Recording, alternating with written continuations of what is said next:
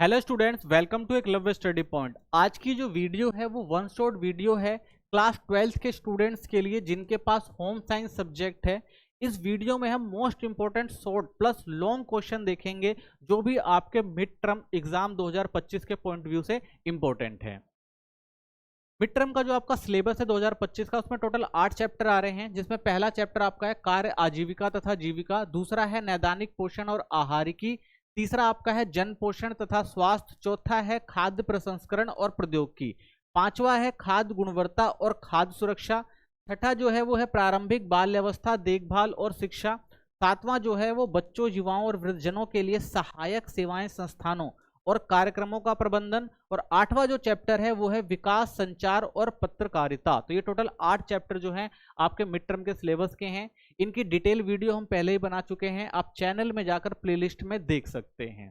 ठीक है, Telegram channel जरूर ज्वाइन कर लें जो क्लास 12 एसपी न्यू ग्रुप नाम से है। यहाँ पे आपको पीडीएफ नोट्स और जो भी इंपॉर्टेंट अपडेट्स हैं वो दे दी जाएंगी। इंस्टाग्राम पे फॉलो कर लें, यूजर आईडी है एकलव्य स्टडी पॉइंट। जो भी आपके क्वेश्चन आप हमसे यहाँ पर पूछ सकते हैं।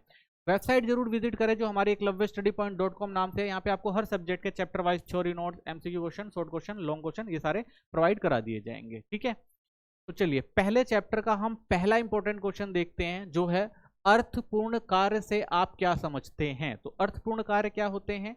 तो देखिए, अर्थपूर्ण कार्य वे काम या गतिविधियां जिनसे हमें अपनी पहचान, महत्व और सम्मान का अनुभव हो और समाज व दूसरों के लिए उपयोगी हो, उन्हें अर्थपूर्ण कार्य कहते हैं। यानी कोई भी अगर आप काम कर रहे हैं, कोई भी अगर गतिविधि कर रहे हैं, तो जिन्हें करने में आपको भी अच्छा महसूस होता हो, आपको भी सम्मान महसूस होता हो, आपको उसको महत्व पता रहता हो, ठीक है ना, और साथ ही आप क्या कर रहे हैं, समाज और दूसरों के लिए भी उस काम से भलाई कर रहे हैं, उनके लिए भी वो उपयोगी हैं, तो वो काम क्या हो गए, आपके अर्थपूर्ण कार्य हो जाते हैं।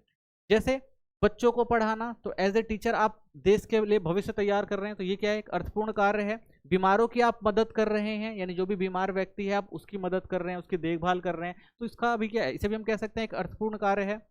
वहीं समाज के लिए उपयोगी काम करना, तो समाज के लिए और भी बहुत उपयोगी काम आप कर सकते हैं, जैसे सफाई अभियान वगैरह हो गया, या ऐसे रिलेटेड और भी जो काम कर रहे हैं जिनका अर्थ बनता हो, तो उन्हें क्या कहा जाता है, अर्थपूर्ण कार्य कहा जाता है। ठीक है, सेकंड क्वेश्चन आपका जो इसमें है वो है कोई 4 तरीके लिखे जिनसे कार्य को समझा जा सकता है। तो कार्य को हम किस तरह से समझ सकते हैं? तो देखिए, कार्य को समझने के 4 तरीके हैं। सबसे पहला तो हम समझ सकते हैं भाई, आजीविका का साधन है तो वो क्या है, कार्य है। जैसे नौकरी या काम से हमें एक दूसरे यानी चाहे हम हो गए या कोई और व्यक्ति हो गया, तो नौकरी काम से क्या होता है, हमें और दूसरों को क्या मिलती है, रोजी रोटी मिलती है। तो क्या हो गया, ये काम है, काम करके हमें क्या मिल रही है, रोजी रोटी मिल रही है। सृजन का माध्यम होता है, यानी काम से हम क्या करते हैं, अपनी रचनात्मक और प्रतिभा दिखा सकते हैं। तो काम के द्वारा ही लोग क्या करते हैं भाई, लोगों को बहुत सारा शौक होता है, पेंटिंग का होता है किसी को, ठीक है ना, या किसी को किसी स्पोर्ट्स में अच्छा लगता है, या और भी कोई जो काम होते हैं लोग करते हैं, रचनात्मक दृष्टि से करते हैं या अपनी प्रतिभा को दिखाने के लिए करते हैं। तो ये भी क्या होता है, एक काम होता है जी, सृजन का माध्यम होता है, नई चीजें लोग बनाते हैं, ठीक है, वो भी क्या होता है, उनका प्रतिभा होती है, तो वो भी क्या होता है, एक तरह से काम ही होता है उनका।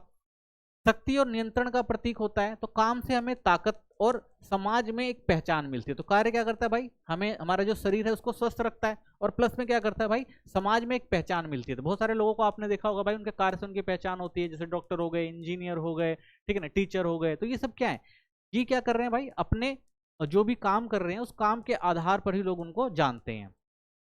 आनंद और संतुष्टि का स्रोत होता है, अच्छा काम करने से मन और खुशी, मानसिक शांति भी मिलती है। तो अच्छा काम क्या करता है भाई, आपको शारीरिक रूप से और मानसिक रूप से भी क्या करता है, स्वस्थ रखता है। ठीक है, तो इसलिए भी कार्य जो है वो जरूरी आपको देखने को मिलते हैं। अब आता है करियर जीविका का चुनाव करते समय ध्यान में रखने वाली कोई 4 विचार लिखिए। यानी आप करियर के रूप में अगर किसी भी विकल्प को चुनते हैं तो किन चीजों का महत्वपूर्ण होना जरूरी है, किन चीजों का होना जरूरी है उसमें। देखिए, करियर और जीविका चुनते समय ध्यान रखने योग्य बातें, सबसे पहले अपनी प्रतिभा और रुचि का ध्यान रखें। यानी आप करियर के तौर पर अगर किसी भी चीज को चुन रहे हैं तो उसमें सबसे पहले इंपॉर्टेंट चीज आती है कि अपनी प्रतिभा और रुचि को ध्यान में रखें। करियर वही चुने जिसमें आपकी खास योग्यता और दिलचस्पी हो, यानी जिसे आप कर सकते हो और आप मन से कर सकते हो, तो जरूरी है कि आप इन चीज का ध्यान रखें।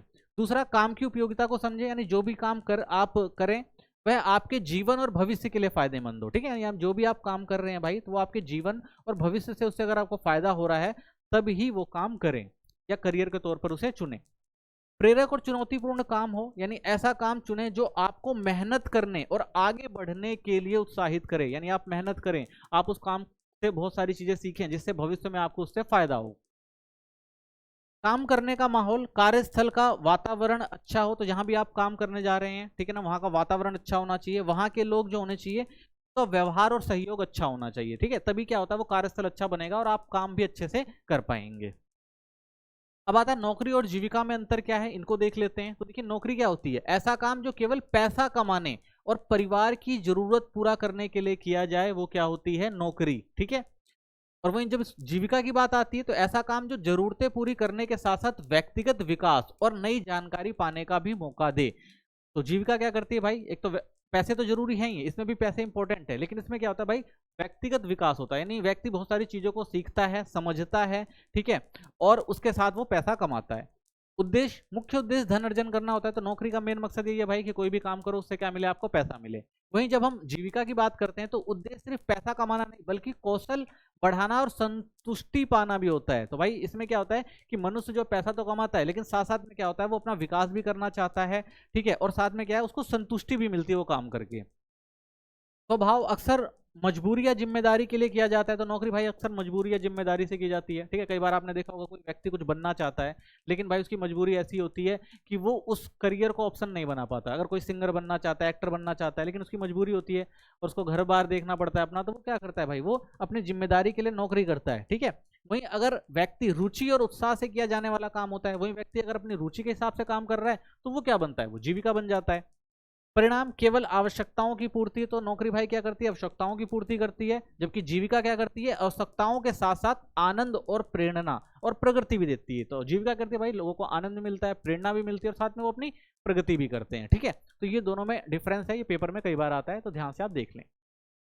जीवन कौशल क्या है, ठीक है, तो जीवन कौशल क्या होता है, एक उद्यमी को सफलता में इनका क्या योगदान है। तो भाई कोई उद्यमी है उसके लिए जीवन कौशल क्यों महत्वपूर्ण है, कोई 6 जीवन कौशल लिखे, तो 6 जीवन कौशल कौन से हो सकते हैं वो लिखने हैं, ठीक है। 3 क्वेश्चन बनते हैं इसके अंदर, तो देखते हैं। सबसे पहले जीवन कौशल क्या होता है, वे क्षमताएं और योग्यताएं जो किसी व्यक्ति को दैनिक जीवन की जरूरत और चुनौतियों से प्रभावी ढंग से निपटने में मदद करती है, उन्हें क्या कहते हैं, जीवन कौशल कहते हैं। यानी व्यक्ति क्या करे भाई, अपनी क्षमताओं और योग्यताओं को इतना मजबूत कर ले कि अगर भविष्य में कोई समस्याएं आए तो उससे क्या कर सके, आसानी से निपट सके, ठीक है। तो वो जो चीजें होती हैं उसे क्या कहा जाता है, जीवन कौशल कहा जाता है, ठीक है। तो ये क्षमताएं और योग्यताएं क्या कहलाती हैं, जीवन कौशल कहलाती हैं। तो एक उद्यमी की सफलता में क्या योगदान है, तो भाई उद्यमी किस तरह से जीवन कौशल अगर उसको अच्छे से आता है, ठीक है, तो कैसे आसानी से कोई भी समस्या का समाधान कर सकता है। देखिए जीवन कौशल उद्यमी को कठिन परिस्थितियों में सही व्यवहार और निर्णय लेने में सक्षम बनाता है। तो एक उद्यमी है भाई, अगर वो कोई भी व्यापार कर रहा है या कोई भी कंपनी चला रहा है, तो कई बार भाई क्या होता है कंपनियां घाटे में जाती है, परिस्थितियां बन जाती हैं, तो ऐसी परिस्थितियों में व्यक्ति क्या करेगा भाई, वो अच्छे से निर्णय ले सकेगा, वो उन परिस्थितियों से अच्छे से निपट सकेगा अगर उसे अपना जीवन को अगर उसे जीवन कौशल अच्छी तरह से पता है। तो ये नकारात्मक सोच और गलत व्यवहार से बचने में मदद करता है। तो ये क्या करता है भाई, अगर व्यक्ति के अंदर नकारात्मक सोच आती है तो उससे निपटने में मदद करता है, ठीक है ना, और गलत व्यवहार करने से भी क्या करता है, उसको रोकता है, फ्रस्ट्रेट होने से बचाता है भाई, या डिप्रेशन होने से बचाता है, क्योंकि उसे पता होता है भाई ये अगर चीजें अभी है तो हो सकता है भविष्य में ना रहे, ठीक है। तो वो क्या करता है, चुनौतियों का सामना करता है, ठीक है। इससे उद्यमी अपने व्यवसाय को बेहतर ढंग से संभालता है, टीम को प्रेरित करता है और अवसरों को सही उपयोग करता है। तो वो क्या करेगा भाई, अगर वो उसने अच्छे से जीवन कौशल सीखा हुआ है तो वो क्या करेगा, बेहतर ढंग से परिस्थितियों को संभालेगा, अपने व्यवसाय को संभालेगा, टीम को फिर से खड़ा करेगा भाई, उनको उत्साहित करेगा कि हम इस परिस्थितियों से निपट सकते हैं, फिर भविष्य में हम अच्छा कर सकते हैं। तो इससे क्या होगा, सबके अंदर क्या होगा, एक हिम्मत जागेगी और वो अपने व्यवसाय को आसानी से बचा सकता है। तो 6 प्रमुख जीवन कौशल देखते हैं कौन से होते हैं। तो सबसे पहले स्वजागरूकता जरूरी है, इसमें अपनी ताकत और कमजोरियों को पहचानना जरूरी है कि भाई हमारे क्या ताकत है और हमारी क्या कमजोरियां हैं, तो किस तरह से हम अपनी ताकत पे काम कर सकते हैं, कमजोरियों को कैसे दूर कर सकते हैं, तो ये जीवन कौशल जरूरी है। संप्रेषण जरूरी है, अपनी बात को स्पष्ट और प्रभावी ढंग से कहना, तो अपनी बात को आप अच्छे से ढंग से कह पाएंगे तो लोग क्या है बेहतरीन तरीके से समझेंगे और आप अपनी चीजों को भी अच्छे से बता पाएंगे। निर्णय लेना, सही समय पर सही निर्णय लेना, तो ये भी जरूरी होता है। कई बार भाई परिस्थितियां ऐसी आ जाती हैं कि लोग जो है ऐसे निर्णय नहीं ले पाते, उनको लगता है कि भाई इससे क्या होगा, समस्याएं आ जाएंगी, ठीक है। लेकिन अगर व्यक्ति जो है वो अच्छे से काम कर रहा है और सही से निर्णय ले सकता है, अगर उसे अपने ऊपर कॉन्फिडेंस है तो वो क्या कर सकता है भाई, अच्छे से काम कर सकता है। सृजनात्मक चिंतन, नए और उपयोगी विचार लाना। तो एक व्यक्ति के अंदर ये कौशल होना भी जरूरी है कि भाई वो हमेशा क्या करे, नए और उपयोगी विचार सामने लाता रहे। क्यों? क्योंकि भाई समय के साथ साथ प्रौद्योगिकी और परिस्थितियों में बदलाव आता है, तो उसे क्या करना चाहिए भाई, अपनी सोच में और भी चीजों में बदलाव करना चाहिए। परानुभूति, दूसरों की भावनाओं और स्थिति को भी समझना जरूरी है। तो एक व्यक्ति को भाई दूसरों की भावनाओं और परिस्थितियों को भी समझना जरूरी है। छठा, समस्या समाधान, मुश्किलों का हल निकालना। तो एक भाई जीवन कौशल यही सिखाता है कि मनुष्य किस तरह से जो भी मुश्किलें आ रही हैं उनका हल निकाल के आगे बढ़ सके।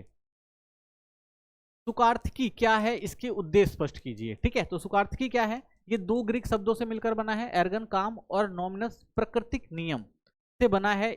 इसे मानव कारक अभियांत्रिकी भी कहा जाता है। तो यानी ये शब्द कहता है कि भाई कि अगर आप कार्यस्थल पर कोई भी काम करने जा रहे हैं तो उसको ऐसे काम करें ताकि वो काम जो है बड़ी आसानी से हो जाए और कोई समस्याएं भी ना है। ठीक है, जैसे मानव और मशीन का सामंजस्य है। तो सुखार्थी क्या है, मानव और मशीन का सामंजस्य है जिसके द्वारा कार्यस्थल, उपकरण और कार्य प्रणाली और पर्यावरण को कार्यकर्ता के अनुकूल बनाया जाता है ताकि कार्य दक्षता बढ़े।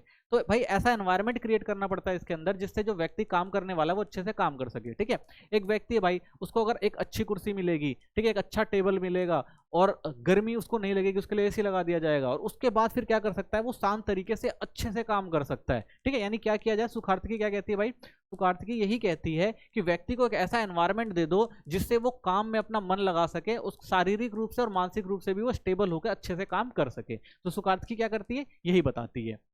तो सुखार्थी का उद्देश्य क्या है, कार्यस्थल और कार्य के उपकरणों को कार्यकर्ता की आवश्यकता के अनुसार सुविधाजनक बनाना। तो कोई व्यक्ति अगर कहीं पे काम कर रहा है तो उपकरणों को इस तरह से दिया जाए व्यक्ति को ताकि वो अच्छे से काम कर सके। उसे कार्यकर्ताओं की दक्षता और उत्पादकता को बढ़ाना। तो इससे क्या होगा भाई, अगर वो अच्छे एनवायरनमेंट में और अच्छे उपकरणों के साथ काम करेगा तो ज्यादा उत्पादकता बढ़ा सकता है।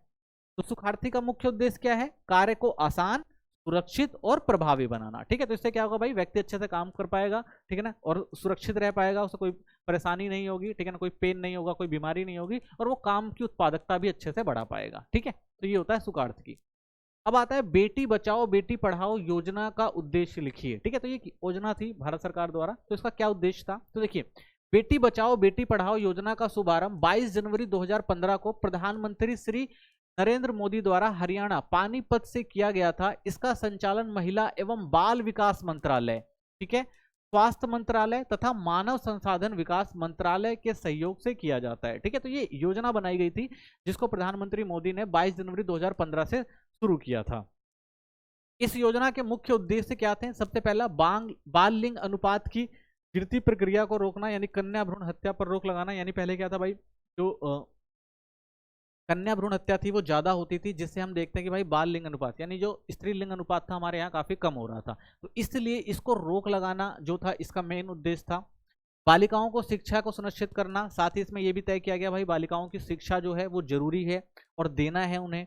समाज में बालिकाओं की स्थिति और सशक्तिकरण को बढ़ाना, तो भाई जो बालिकाएं हैं उनकी स्थिति को और अच्छे करना और उनको ऐसा एनवायरनमेंट देना ताकि वो भी क्या कर सके, शिक्षा ले सकें, ठीक है ना, समाज में अपना योगदान दे सकें। लिंग आधारित भेदभाव एवं असमानताओं को समाप्त करना, यानी जो लड़के और लड़कियों में भेदभाव किया जाता है उसको खत्म करना था।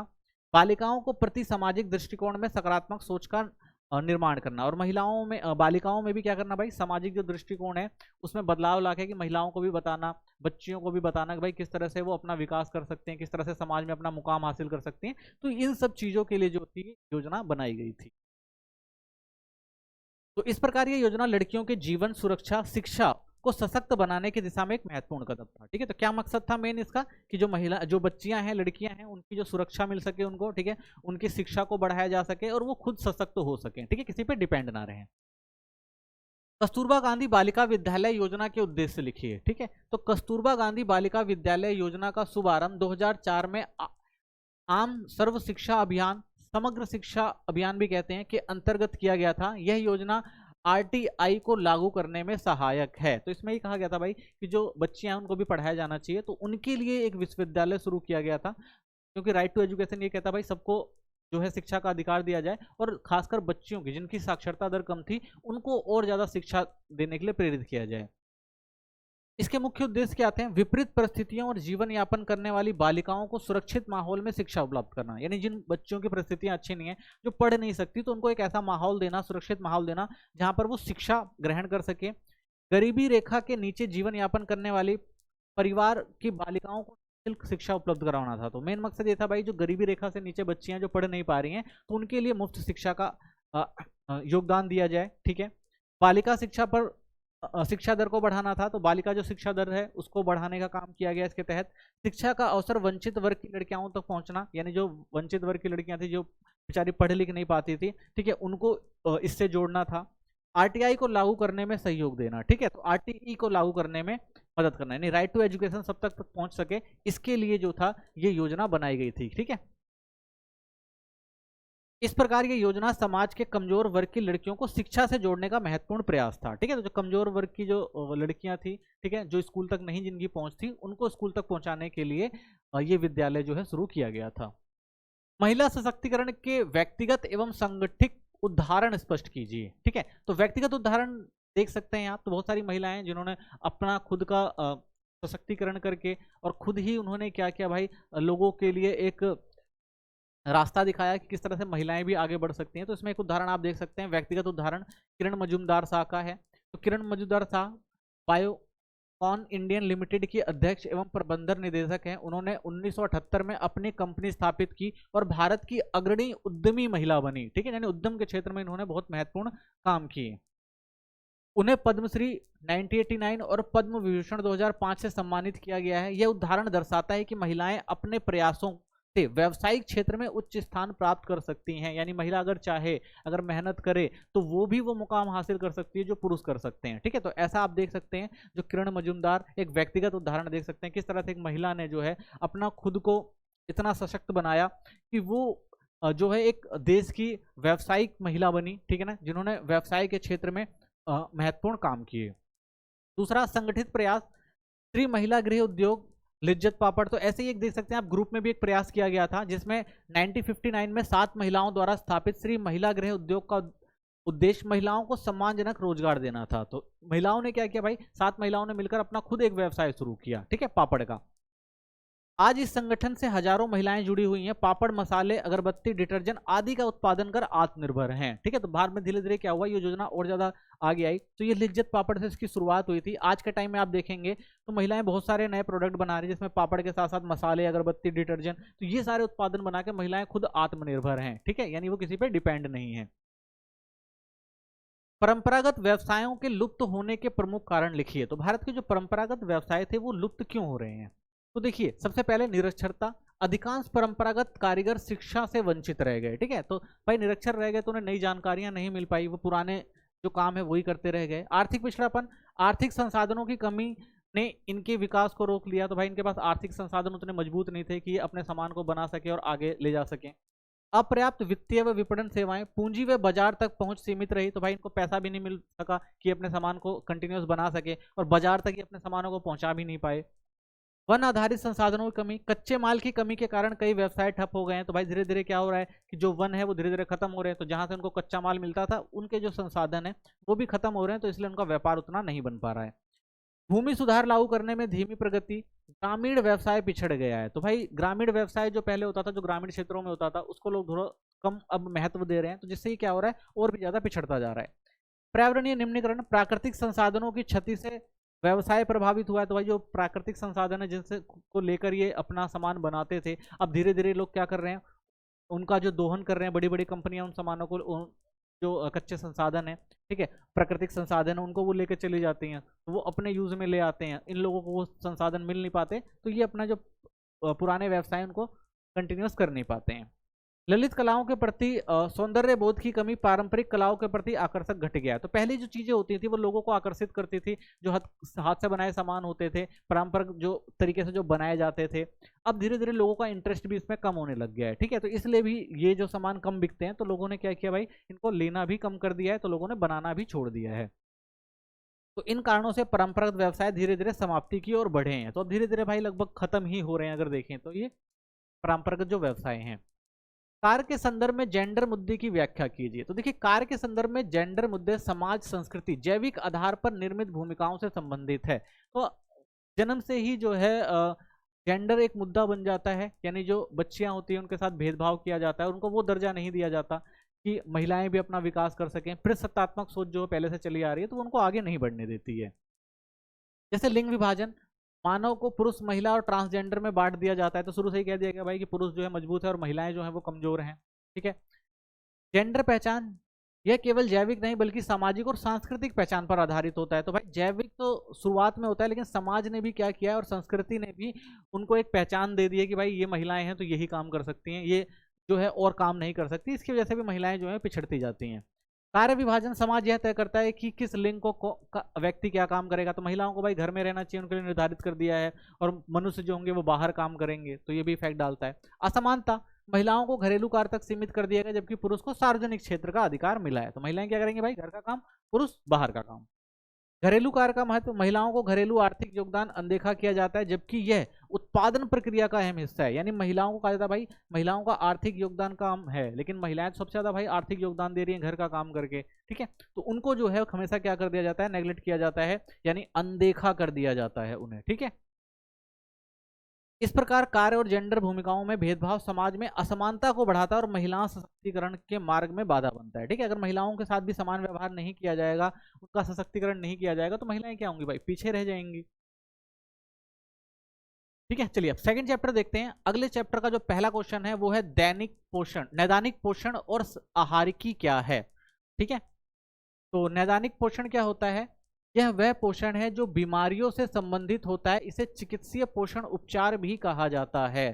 तो नैदानिक पोषण का मतलब है भाई कोई व्यक्ति अगर बीमार है तो उस बीमारी की स्थिति में उसे कौन सा खाना खाना चाहिए, उससे संबंधित जो होता है वो नैदानिक पोषण होता है। आहारिकी क्या होता है, आहारिकी वह विज्ञान है जो बताता है कि भोजन और पोषण मानव स्वास्थ्य को कैसे प्रभावित करते हैं। ठीक है, तो आहारिकी क्या बताता है कि भाई किस तरह का आहार जो है वो मनुष्य के पोषण में किस तरह से प्रभावित करता है उसके शरीर को।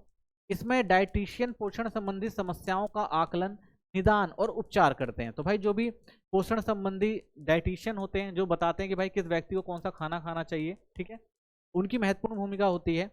आहार और स्वास्थ्य देखभाल की सलाह देते हैं। ठीक है, तो वो आपके शरीर के हिसाब से, या आप अगर बीमार हैं आपकी बीमारी के हिसाब से वो आपको एक जो डाइटिशियन होते हैं वो एक आहार बताते हैं कि भाई आपको ये खाना चाहिए, तो उसे क्या कहा जाता है, आहारिकी कहा जाता है। नैदानिक पोषण और आहारिकी का महत्व स्पष्ट कीजिए। तो देखिए दैनिक पोषण और आहारिकी का महत्व इस तरह से है, सबसे पहले रोगों की रोकथाम, सभी आहार से अच्छे स्वास्थ्य की रक्षा होती है। अगर आप अच्छा आहार ले रहे हैं तो क्या होगा, आप क्या है, आपका शरीर स्वस्थ रहेगा, तो ये इंपॉर्टेंट है। नई बीमारियों पर नियंत्रण, मधुमेह, मोटापा, हृदय रोग आदि में संतुलित आहार मदद करता है। ठीक है, यानी आप क्या है, बीमार है भाई, आपको बहुत सारी बीमारियां हैं, तो उसमें क्या करना पड़ेगा, आपको ऐसा आहार लेना पड़ेगा, संतुलित आहार लेना पड़ेगा जिससे आपकी जो बीमारियां हैं और ज्यादा ना बढ़ें।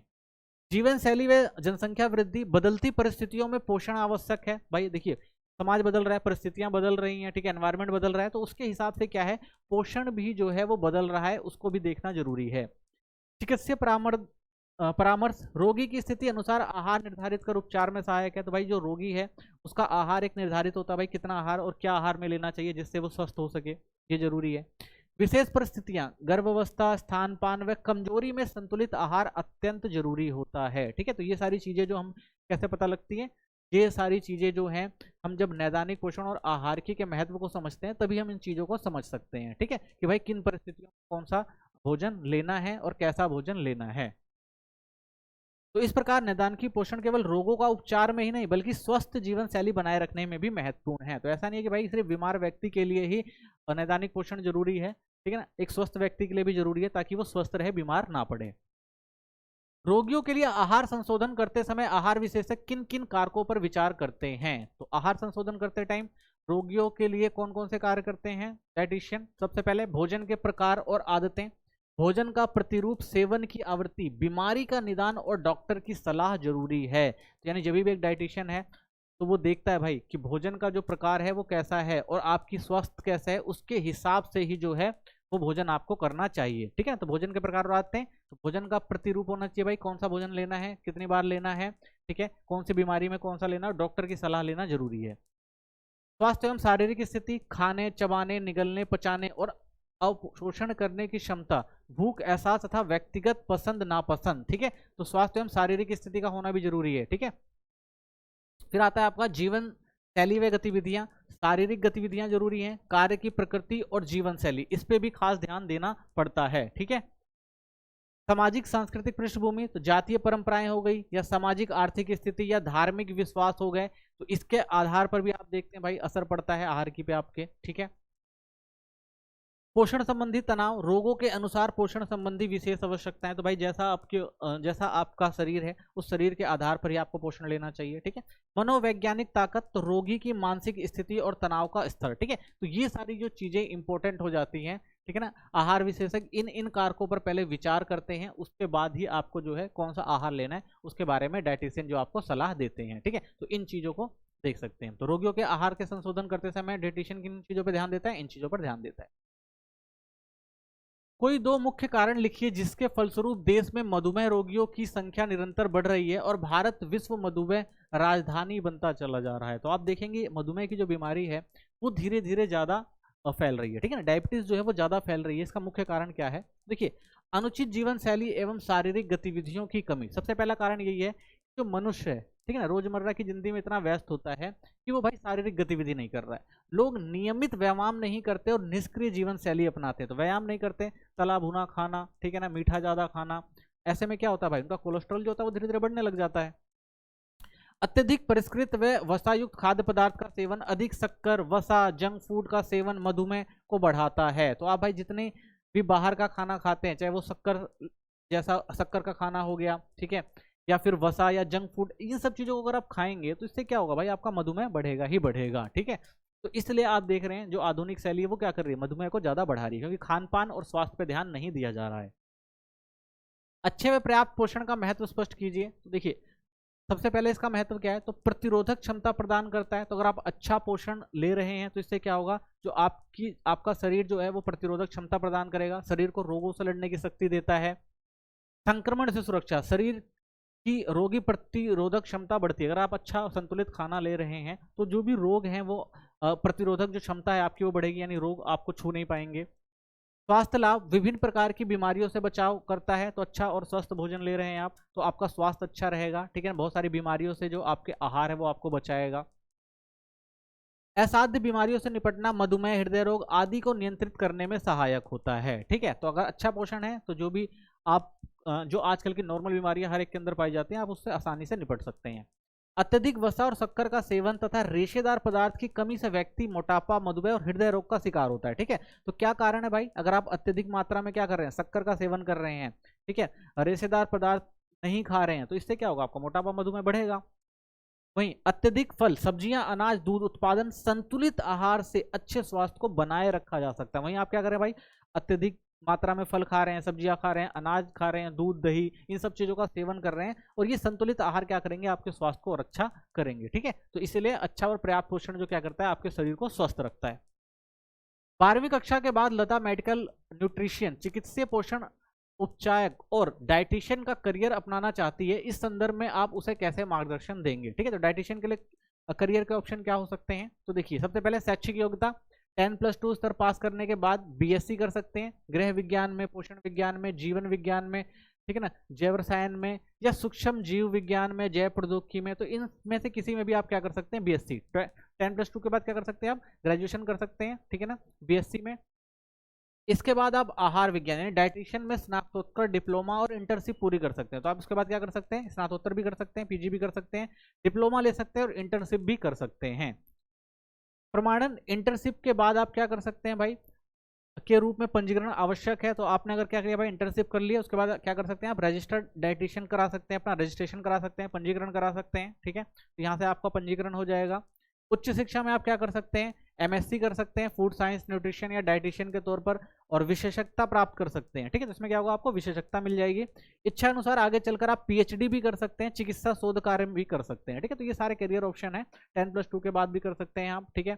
और उसके बाद इंटर्नशिप लेकर भी कर सकते हैं और आप डॉक्टरेट करके भी क्या कर सकते हैं, डाइटिशियन के तौर पर काम कर सकते हैं, ठीक है ना, शोधकर्ता के तौर पर भी काम कर सकते हैं। तो ये करियर ऑप्शन है आप। तो इस प्रकार सही विषयों का चयन, उच्च शिक्षा, व्यवहारिक प्रशिक्षण से आप लता क्या कर सकती है भाई, मेडिकल, न्यूट्रिशियन और डाइटिशियन के रूप में सफल करियर बना सकती है, ठीक है। तो आप क्या कर सकते हैं भाई, अगर आप अच्छा जो है आप अच्छा विषय चयन करते हैं, अच्छा प्रशिक्षण लेते हैं, व्यावसायिक प्रशिक्षण लेते हैं, तो आप क्या कर सकते हैं, डाइटिशियन के पद पर काम कर सकते हैं। आइए अब नेक्स्ट क्वेश्चन देखते हैं। अगला जो हमारा क्वेश्चन है वो है, रोगी को भोजन खिलाने का सर्वोत्तम तरीका कौन सा है? नली द्वारा भोजन देने और अंतःशिरा संप्रेषण में क्या अंतर होता है? यानी रोगी को अगर पोषण देना है तो किस तरह से दिया जाता है? तो देखिए, रोगी को भोजन देने का सबसे सही और सर्वोत्तम जो तरीका होता है वो मुख से भोजन कराना। यानी व्यक्ति अगर रोगी जो है वो अगर खुद से खाना खा रहा है तो वो सर्वोत्तम तरीका होता है भाई पोषण ग्रहण करने का। लेकिन अगर जो रोगी है वो स्वयं से खाना नहीं खा पा रहा है तो उसके लिए क्या होता है, नली द्वारा भोजन कराया जाता है। इससे क्या होता है, पोषण की दृष्टि से संपूर्ण भोजन नली द्वारा दिया जाता है। तो एक नली लगा दी जाती है मुख के अंदर, जिससे भोजन जो है वो जठर क्षेत्र तक पहुंचता है और रोगी जो है उस नली के द्वारा जो भी खाना होता है उसको अवशोषित कर लेता है। ठीक है, यह तरीका अंतःशिरा संप्रेषण से अधिक पसंद किया जाता है। ठीक है, क्योंकि इसमें डायरेक्ट जो है भोजन उसके शरीर में जाता है, जठर तंत्र तक जाता है और वहां से फिर वो उसके शरीर में जो भी विटामिन प्रोटीन्स होते हैं वो पहुंचते हैं। ठीक है, लेकिन कई बार ये तरीका भी जो है वो काम नहीं कर रहा होता, तब अंतःशिरा संप्रेषण का उपयोग किया जाता है। इसमें रोगी को केवल विशेष घुले हुए पोषक तत्व सिरा में पहुंचाए जाते हैं। तो इसके अंदर क्या होता है, जो विशेष पोषक तत्व होते हैं, जो जरूरी पोषक तत्व होते हैं, उनको सिरा के माध्यम से, ठीक है, यानी नली के माध्यम से वो इंजेक्ट किए जाते हैं, ड्रिप लगा दी जाती है। ड्रिप के थ्रू जो है पूरा का पूरा जो पोषक तत्व है वो रोगी के शरीर तक पहुंचता है। जब रोगी बेहोश हो या उसका पाचन तंत्र भोजन नली से ग्रहण करने योग्य ना हो तब यह तरीका अपनाया जाता है। ठीक है, यानी जब उसका पाचन तंत्र अच्छे से काम नहीं कर रहा होता तो इस तरीके से, यानी अंतःशिरा संप्रेषण के द्वारा जो है रोगी को पोषक तत्व पहुंचाए जाते हैं उसके शरीर में। नेक्स्ट क्वेश्चन है, एक डॉक्टरी अध्ययन में पाया गया है कि जो महिलाएं खूब फल सब्जियां पूर्ण अनाज निम्न वसा के दुग्ध उत्पाद और बिना चर्बी वाला मांस खाती हैं वे अधिक समय तक जीवित रहती हैं। यानी अच्छी डाइट ले रही हैं तो वो लंबे समय तक क्या है, जीवन व्यतीत करती हैं। अधिक फल सब्जियां और दालें खाने से हृदय रोग उत्पन्न होने का खतरा कम हो जाता है। तो भाई अगर सब्जियां अच्छे से खा रही हैं, दालें अच्छे से खा रहे हैं, तो इसका मतलब क्या है, जो हृदय रोग या और ऐसी अन्य बीमारियां हैं वो क्या होती हैं, कम हो जाती हैं।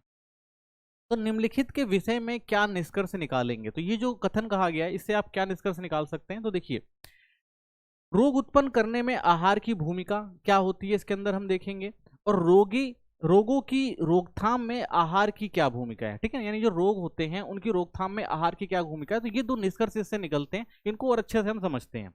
तो देखिए, रोग उत्पन्न करने में आहार की क्या भूमिका होती है। स्वस्थ और पोषक तत्व में गहराई से जुड़े हुए निम्न पोषण केवल स्वास्थ्य समस्याएं उत्पन्न करते हैं बल्कि मौजूदा रोगों को और भी गंभीर बना देते हैं। यानी आप अच्छे पोषक तत्व नहीं लोगे तो आपका शरीर वैसे ही कमजोर होगा और अगर शरीर में कोई परेशानी है तो वो और ज्यादा उन पोषक तत्वों की कमी से बढ़ सकती है। अधिक वसा, शक्कर, परिष्कृत खाद्य पदार्थ जिसमें रेशेदार तत्व और अन्य आवश्यक पोषक तत्व कम होते हैं विभिन्न रोगों को उत्पन्न करने में सहायक होते हैं। यानी आप ज्यादा वसा ले रहे हैं, ज्यादा शक्कर से संबंधित चीजें ले रहे हैं, ठीक है ना, ऐसे खाद्य पदार्थ ले रहे हैं जो आपके शरीर को नुकसान कर रहे हैं, तो इससे क्या होगा, धीरे धीरे रोग जो प्रतिरोधक क्षमता होती है आपके शरीर की कम होती है और रोग जो होते हैं वो आपके शरीर पर कब्जा करना शुरू कर देते हैं।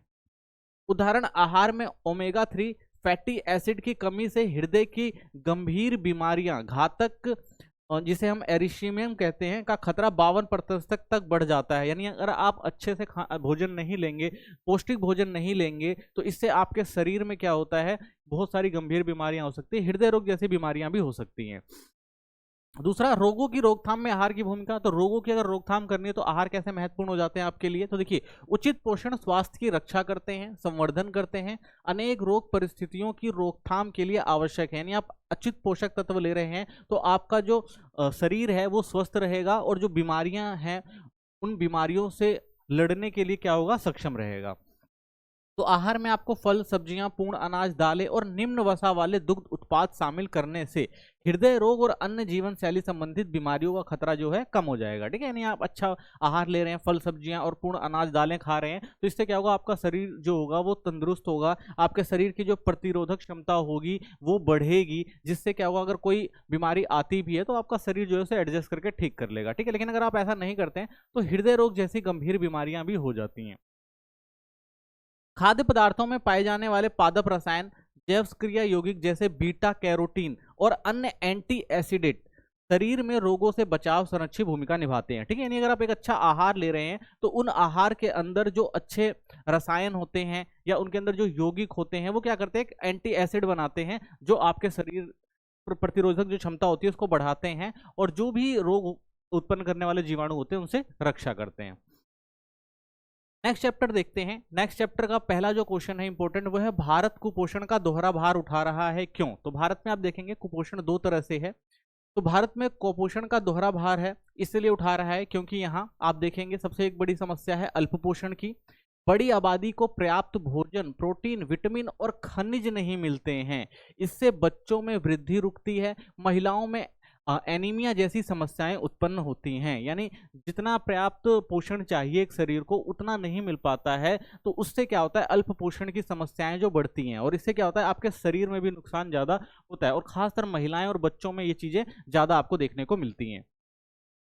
अतिपोषण, शहरीकरण और बदलता जीवन जो शैली है के कारण वसा, चीनी और जंक फूड का अत्यधिक सेवन हो रहा है। तो भाई जीवन शैली बदल रही है, खान पीने की चीजें जो बदल रही हैं, तो लोग क्या कर रहे हैं, ज्यादा वसा, चीनी, जंक फूड इन सब चीजों का ज्यादा सेवन कर रहे हैं। तो इससे क्या होता है, मोटापा हो गया, मधुमेह हो गया, हृदय रोग जैसी बीमारियां बढ़ रही हैं। ठीक है, जंक फूड खाने से क्या होता है, बीमारियां जो बढ़ती हैं और उन बीमारियों में आप देखेंगे तो मोटापा वगैरह ज्यादा आपको दिखाई देगा। ठीक है, मधुमेह वगैरह ज्यादा दिखाई देगा। तो इस तरह से भारत में एक और लोग भूख और कमी से पीड़ित हैं, यानी आप देखेंगे अल्पपोषण है।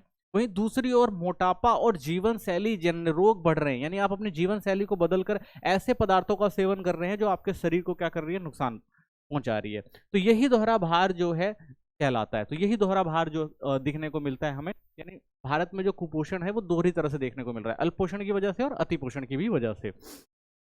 भारत में स्वास्थ्य देखभाल के स्तर क्या है। तो देखिए भारत में अगर कोई बीमार पड़ता है तो किस तरह से वो स्वास्थ्य स्तर तक पहुंचता है, यानी कौन कौन सी संस्थाएं हैं जो उसका इलाज कर सकती हैं। तो सबसे पहले हम देखते हैं प्राथमिक स्तर पर, यानी प्राइमरी लेवल पर क्या होता है।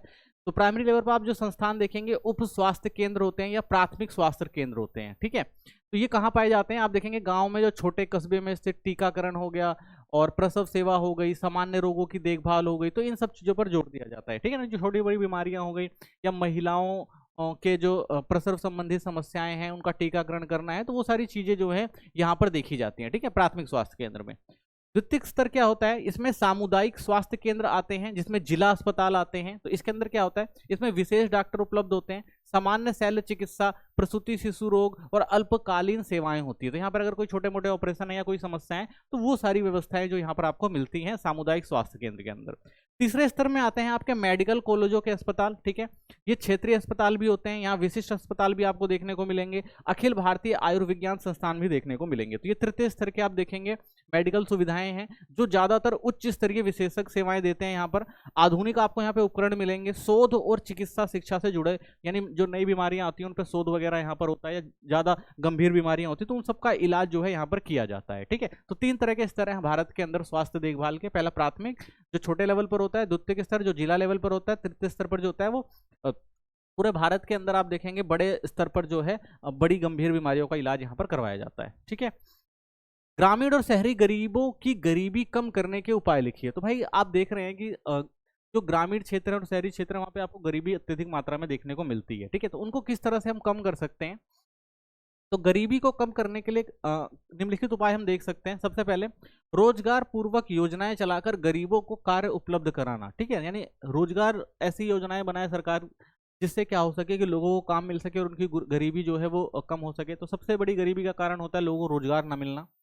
जन वितरण प्रणाली के माध्यम से सस्ती दर पर अनाज उपलब्ध कराना। ठीक है, तो जन वितरण प्रणाली करनी चाहिए गवर्नमेंट को। वो क्या करे भाई, जिन लोगों के पास पैसे नहीं है तो उनको सस्ती दर पे अनाज दिलाया जाए। ठीक है, जो आजकल आप देखते हैं चलती हुई सरकारी योजनाओं के तहत। भूमि सुधार लागू करके भूमिहीनों को भूमि उपलब्ध कराना। तो बहुत सारे लोगों के पास आप देखते हैं बहुत सारी जमीनें हैं और बहुत सारे गरीब लोग हैं जिनके पास जमीनें नहीं है, तो भूमि सुधार करके उनको जमीनें दी जा सकती है जिसपे वो काम करके अपना जीवन यापन चला सके। स्वास्थ्य एवं परिवार कल्याण सुविधाओं में सुधार करना। तो लोगों के स्वास्थ्य संबंधित जो समस्याएं हैं उनका अगर इलाज कर दिया जाए, वो स्वस्थ रहेंगे तो उनका जो ज्यादातर खर्चा इन सब चीजों पर होता है उससे बच जाएगा, तो वो लोग अपना विकास कर सकते हैं। खाद्य पदार्थों में मिलावट को रोकना। तो सबसे बड़ी समस्या ये है कि खाद्य पदार्थों में आपको मिलावट देखने को मिलती है। ठीक है, और ये मिलावट से क्या होता है, सबसे ज्यादा जो ग्रसित रहते हैं वो ग्रामीण और शहरी जो मजदूर वगैरह होते हैं वो रहते हैं, क्योंकि वो निम्न दर्जे का अनाज लेते हैं और उसमें बहुत सारी मिलावट मिलती है जिससे उनका स्वास्थ्य भी ज्यादा खराब होता है। ठीक है, तो इसको रोकना सबसे जरूरी है। पोषण संबंधी जानकारी देकर स्वस्थ सुधार करना। तो सबको पोषण संबंधी जानकारी देनी चाहिए कि जिससे क्या हो सके, वो स्वस्थ रह सके और बीमारियों से बच सके। ठीक है, तो आहार अथवा भोजन आधारित कार्यनीतियों के 3 लाभ और 3 उपाय बताइए। ठीक है, तो जो आहार होता है आपका और जो भोजन होता है उसके लिए क्या नीतियां बनाई जानी चाहिए, तो उनके लाभ क्या होंगे और उनके 3 और उपाय बता सकते हैं कैसे किया जा सकता है इन नीतियों को। तो सबसे पहले लाभ क्या होगा, ये तरीके सस्ते और सरल होते हैं, यानी अगर आप आहार और भोजन की ऐसी नीतियां बना देते हैं जिससे आप स्वस्थ रहें, तो ये तरीका क्या होगा, आसान और सरल हो जाएगा। इसमें ज्यादा खाने या विषमता का खतरा नहीं रहता। ठीक है, तो इससे क्या होगा भाई, अगर आपने आहार नीति बना ली है, एक बैलेंस डाइट बना रखी है, तो आप उसका सेवन करेंगे तो इससे आप ज्यादा खाना नहीं खाएंगे, तो जिससे ज्यादा खाने की वजह से या और समस्याएं नहीं होंगी। ठीक है ना, विषाक्तता का खतरा नहीं रहता है। इन्हें अलग अलग संस्कृति और खान पान की परंपराओं के अनुसार अपनाया जा सकता है। तो भाई अलग अलग संस्कृतियों से आप भोजन की शैलियों को ले सकते हैं, अलग अलग खान पान के तरीकों का इस्तेमाल कर सकते हैं। ठीक है, जो आपके शरीर को अच्छे से स्वस्थ रखे। उपाय और तरीके, तो क्या तरीके आप ला सकते हैं, आहार में विविधता लाना। ठीक है, आप आहार अलग अलग प्रकार का आहार, जैसे अनाज हो गया, फल हो गया, सब्जियां हो गई, दालें हो गई, अलग अलग तरह के आप आहार में शामिल कर सकते हैं। बागवानी या किचन गार्डन, आप क्या कर सकते हैं भाई, अगर आपको अच्छा और स्वास्थ्य जो चीज़ें खानी है तो उसके लिए आप क्या करेंगे भाई, खुद अपना जो सब्जियां वगैरह हैं, फल वगैरह हैं, उनको उगा सकते हैं। ठीक है, घर या स्कूल में सब्जियां या फल उगाना। पोषण और स्वास्थ्य शिक्षा, लोगों को सही खान पान और पोषण की जानकारी देना। ठीक है, तो लोगों को ये भी जानकारी देना जरूरी है कि भाई क्या खाना सही है और क्या खाना गलत है, तो इसकी जानकारी देना भी जरूरी है। तो इससे भी क्या कर सकते हैं हम, बचा सकते हैं लोगों को बीमारियों से। ठीक है, तो ये क्या है, आहार के सही तरीके हैं। भारत में प्रमुख पोषण संबंधी समस्याओं की व्याख्या कीजिए। तो भारत में पोषण संबंधी प्रमुख समस्याएं कौन सी हैं, ये देखते हैं। तो भारत में पोषण संबंधी समस्या मुख्यतः 2 प्रकार की होती हैं। सबसे पहले प्रोटीन ऊर्जा कुपोषण। ठीक है, तो ये एक सबसे बड़ी समस्या भारत के अंदर रहती है। इसका कारण ऊर्जा व प्रोटीन का अपर्याप्त सेवन, यानी लोग क्या है, पर्याप्त मात्रा में प्रोटीन और ऊर्जा नहीं ले पाते हैं। यह बच्चों, वृद्ध लोगों तथा क्षय रोग और एड्स से ग्रसित रोगियों में अधिक पाया जाता है। ठीक है, तो ज्यादातर आप देखेंगे जो पहले से ही कमजोर वर्ग है, ठीक है ना, संवेदनशील वर्ग है, उनमें ये चीजें आपको ज्यादा देखने को मिलती हैं। इसका निर्धारण भार और ऊंचाई द्वारा किया जा सकता है। तो कैसे पता लगेगा भाई किसी में प्रोटीन और ऊर्जा की कमी है, तो हम उसका भार और उसकी हाइट देख के बता सकते हैं। ठीक है, अगर उसे अच्छा कुपोषण नहीं मिला है तो उसके भार और ऊंचाई में आपको कमी देखने को मिलेगी। ठीक है, तो प्रकार क्या है, तो इसमें कौन सी समस्याएं हो सकती हैं, सबसे पहले मरासमस की समस्या आपको देखने को मिलेगी। ऊर्जा व भोजन की गंभीर कमी से होता है ये। ठीक है, उसके बाद बच्चों में अत्यधिक दुबलापन आपको देखने को मिलेगा, मांसपेशियों का क्षय हो जाएगा, कमजोर प्रतिरोधक क्षमता इसके लक्षण होते हैं। ठीक है, तो बच्चा आपको दुबला दिखाई देगा, उसकी मांसपेशियां जो कमजोर होंगी और जल्दी जल्दी बीमार पड़ता होगा, तो ये सारी जो चीजें उसमें आपको देखने को मिलेगी मरासमस में।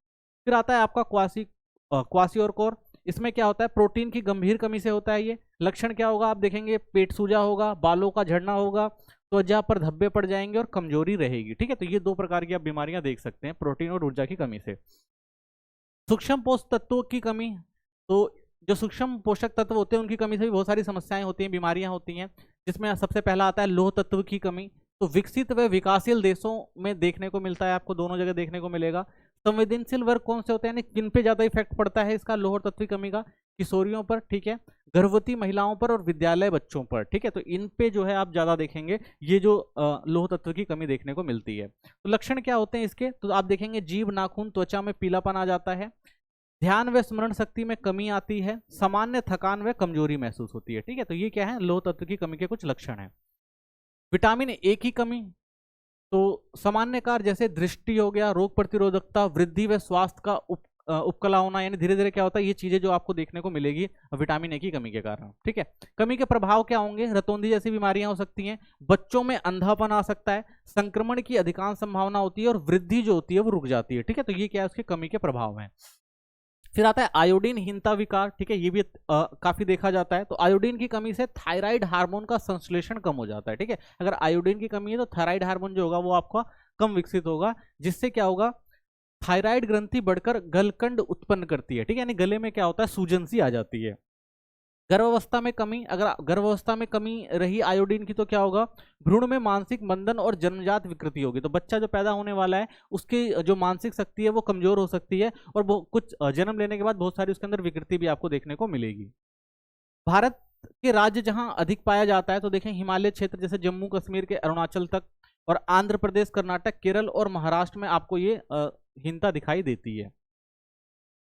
नेक्स्ट क्वेश्चन आता है आपका, जन पोषण समस्याओं से जूझने के लिए उपयोग में लाई जा सकने वाली विभिन्न कार्य नीतियों की विवेचना कीजिए। यानी जन पोषण में जो समस्याएं हैं उन सबको किस तरह से निपटा जा सकता है, कौन सी नीतियां बनाई जा सकती हैं, इस चीज को समझते हैं। तो देखिए, सबसे पहले आहार तथा भोजन आधारित कार्य नीतियां। तो हमें क्या करना चाहिए भाई, आहार और भोजन के लिए कार्य नीतियां बनानी चाहिए। तो इसका लाभ क्या होगा, ये क्या होगा, लंबे समय तक उपयोगी होगा। यानी अगर आप अच्छा आहार ले रहे हैं, अच्छा भोजन कर रहे हैं, तो लंबे समय तक आप स्वस्थ रहेंगे। कम खर्चीला होता है, यानी खान पान करके ही आप अपने स्वास्थ्य को अच्छा कर सकते हैं। अति मात्रा या विषाक्तता का खतरा नहीं होगा, तो आप संतुलित भोजन करेंगे तो कोई समस्या नहीं होगी। विभिन्न संस्कृति और परंपराओं में आसानी से अपनाई जा सकती है, तो हर संस्कृति और परंपरा के लोग जो हैं इसको अपना सकते हैं। उपागम क्या है, आहारी विविधता। आप क्या कर सकते हैं इसमें, विभिन्न अनाज, फल, सब्जियां, दालें, इनका इस्तेमाल कर सकते हैं। ठीक है, बागवानी हस्तक्षेप कर सकते हैं, यानी किचन गार्डन बना सकते हैं, स्कूल में गार्डन बना के आप इनका उपयोग कर सकते हैं। पोषण व स्वास्थ्य शिक्षा में की शिक्षा देकर भी क्या कर सकते हैं, आप इसको आगे बढ़ा सकते हैं।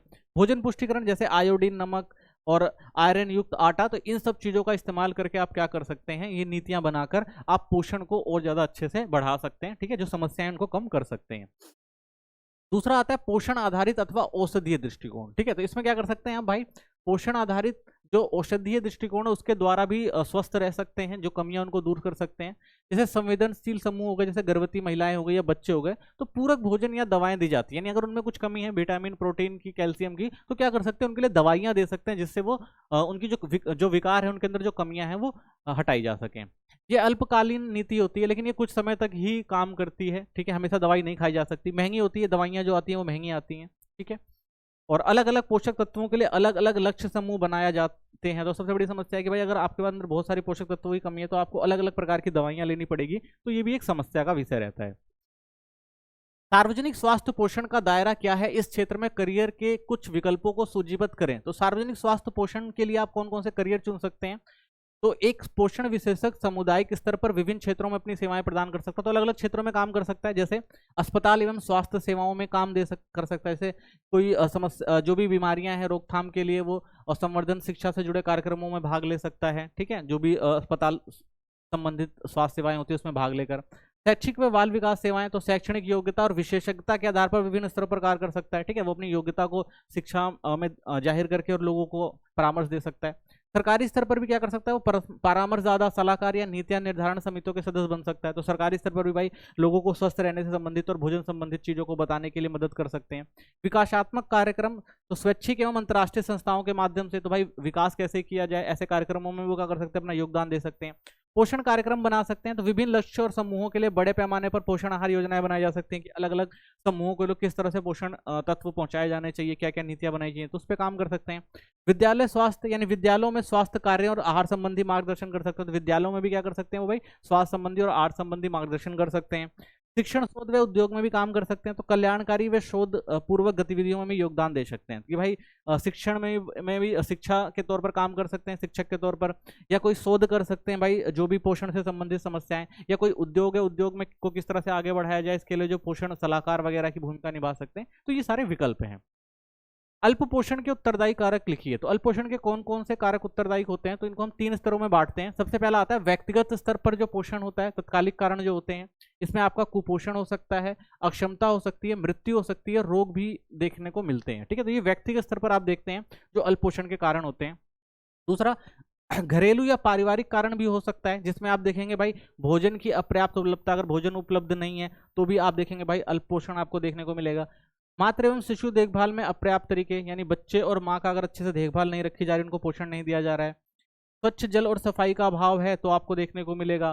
स्वास्थ्य सेवाओं की कमी या पहुंच ना होना, यानी अगर कोई बीमार है तो उसको तुरंत इलाज देना, इसकी कमी है। तो जानकारी का अभाव और महिला, वृद्धजनों तथा बालिकाओं के प्रति भेदभाव, तो कई बार लोगों को जानकारी का भी अभाव होता है, और महिलाएं हो गई, वृद्धजन हो गए, और जो बालिका हो गई, उनसे भेदभाव किया जाता है, उनके स्वास्थ्य पर ध्यान भी नहीं दिया जाता। शिक्षा का अभाव, लोग शिक्षित नहीं है, लोगों को पता नहीं है इन सब चीजों के बारे में, तो भी हम देखते हैं कि ये कारक जो है उत्तरदायी रहते हैं अल्पपोषण के। मूलभूत कारण क्या है, तो देखिए वास्तविक संसाधनों की मात्रा और गुणवत्ता का अभाव है। तो वास्तविक अगर हम कारण देखें तो ये भाई संसाधन उपलब्ध नहीं है। ठीक है ना, उपयोगी जो संसाधन चाहिए वो लोगों तक नहीं पहुंच पाते। जैसे मानव संसाधन, वित्तीय व संगठनात्मक संसाधन, तो कोई भी संगठन जो है इन संसाधनों तक पहुंच नहीं बना पाता, जिसकी वजह से क्या होता है कि भाई अच्छे संसाधन नहीं मिल पाते, उच्च गुणवत्ता वाले नहीं मिल पाते, जिससे लोग बीमार पड़ते हैं। राजनीतिक, सांस्कृतिक, धार्मिक, आर्थिक और सामाजिक व्यवस्थाएं, ठीक है, जैसे महिलाओं की स्थिति, धन का आवंटन, पर्यावरणीय क्षरण, जैव विविधता का ह्रास, तो ये सारी चीजें देखने को मिलती हैं। यानी राजनीतिक तौर पर भी उतना महत्व नहीं दिया जा रहा है, सांस्कृतिक तौर पर भी लोग इसको लेकर नहीं चल रहे हैं, धार्मिक तौर पर भी नहीं देखा जा रहा है, और आर्थिक तौर पर लोगों को भाई जिनके पास कमी है उनको पूरा नहीं कराया जा रहा है। ठीक है, सामाजिक ऐसी व्यवस्थाएं भी नहीं बनाई गई हैं, तो इसकी वजह से भी आप देखते हैं ये सारी समस्या आपको देखने को मिलती है अल्पोषण की। ठीक है, तो नेक्स्ट चैप्टर देखते हैं। अगला जो हमारा चैप्टर, चैप्टर 4, इसमें जो पहला इंपॉर्टेंट क्वेश्चन बनता है वो है खाद्य विज्ञान से आप क्या समझते हैं। ठीक है, तो खाद्य विज्ञान एक विशिष्ट क्षेत्र है जिसमें रसायन, भौतिक, कृषि विज्ञान, पाक कला और सूक्ष्म जीव विज्ञान का अनुप्रयोग शामिल होता है। तो जो खाद्य विज्ञान होता है उसमें लगभग जो भी विज्ञान की शाखाएं, हर शाखा का इस्तेमाल किया जाता है ताकि खाद्य विज्ञान को और अच्छा बनाया जा सके। इसमें खाद्य पदार्थों का संगठन होता है, तो जो भी खाद्य पदार्थ होते हैं उनको इकट्ठा किया जाता है, चाहे वो फसल काटने से लेकर और प्रसंस्करण और भंडारण की स्थिति में होने वाले परिवर्तन तक। ठीक है, यानी फसल काटी जाती है, फिर उसको कैसे संगठन किया जाता है और किस तरह से उसको एक स्टोरेज तक लेके जाया जाता है, और उसके बाद जो भी बनाना होता है, उसको जो भी पदार्थ बनाने होते हैं, उन सब में जो है खाद्य विज्ञान का महत्वपूर्ण योगदान होता है। तो खाद्य पदार्थों को नष्ट होने के कारण खाद्य संसाधन से जुड़े सिद्धांतों का अध्ययन किया जाता है। ठीक है, कई बार क्या होता है भाई, खाद्य जो संसाधन होते हैं वो नष्ट हो जाते हैं क्योंकि उनको अच्छी से उनकी देखभाल नहीं हो पाती, तो इन सब चीजों को जो है खाद्य विज्ञान में देखा जाता है। तो बहुत सारे सिद्धांत बनाए गए हैं किस तरह से उनको हम बचा सकते हैं। खाद्य संसाधन क्या होते हैं, तो देखिए खाद्य संसाधन ऐसी विधियां और तकनीकों का समूह है जिसके द्वारा कच्ची सामग्रियों को तैयार या अर्ध तैयार खाद्य उत्पादनों में बदला जाता है। तो खाद्य संसाधन क्या करता है भाई, जो भी कच्चा पदार्थ है उसको या तो उत्पादन किया जाएगा, बना दिया जाएगा खाने योग्य, या उसको क्या किया जाएगा, ऐसा पदार्थ अर्ध तैयार खाद्य पदार्थ बनाया जाएगा कि जिसको जल्दी क्या करा जा सके, उसको पके हुए में कन्वर्ट किया जा सके और यूज करना जो है आसान हो। तो खाद्य संसाधन क्या करता है, ये सारे कार्य करता है। खाद्य प्रौद्योगिकी से आप क्या समझते हैं, तो देखिए खाद्य प्रौद्योगिकी वह विज्ञान है जिसमें वैज्ञानिक अनुप्रयोगों के साथ साथ सामाजिक, आर्थिक ज्ञान और उत्पादन के कानूनी नियमों का प्रयोग किया जाता है। तो खाद्य प्रौद्योगिकी क्या है भाई, जो भी आपके खाद्य पदार्थ हैं उनको, उनकी गुणवत्ता को और अच्छे से बढ़ाया जाए, और साथ ही क्या है, कानून नियमों का भी पालन किया जाए। ठीक है, इसके अंतर्गत खाद्य विज्ञान और खाद्य अभियांत्रिकी का प्रयोग करके सुरक्षित, ठीक है ना, पोषक, सस्ते, सुविधाजनक और वांछनीय खाद्य पदार्थ का चयन किया जाता है कि भाई कौन से जो है अच्छे खाद्य पदार्थ को कैसे रखा जा सकता है और कितने अच्छे तरह से उसको तैयार किया जा सकता है। ठीक है, और उसके बाद फिर क्या किया जाता है, उनको भंडारण, संरक्षण और पैकेजिंग की तकनीक विकसित की जाती है कि भाई किस तरह से उनको हम स्टोर करके रख सकते हैं, भंडारण करके कैसे रख सकते हैं, कैसे उनकी पैकेजिंग की जा सकती है, कैसे लंबे समय तक उसको रखा जा सकता है। तो ये सारे काम जो है खाद्य प्रौद्योगिकी में किए जाते हैं।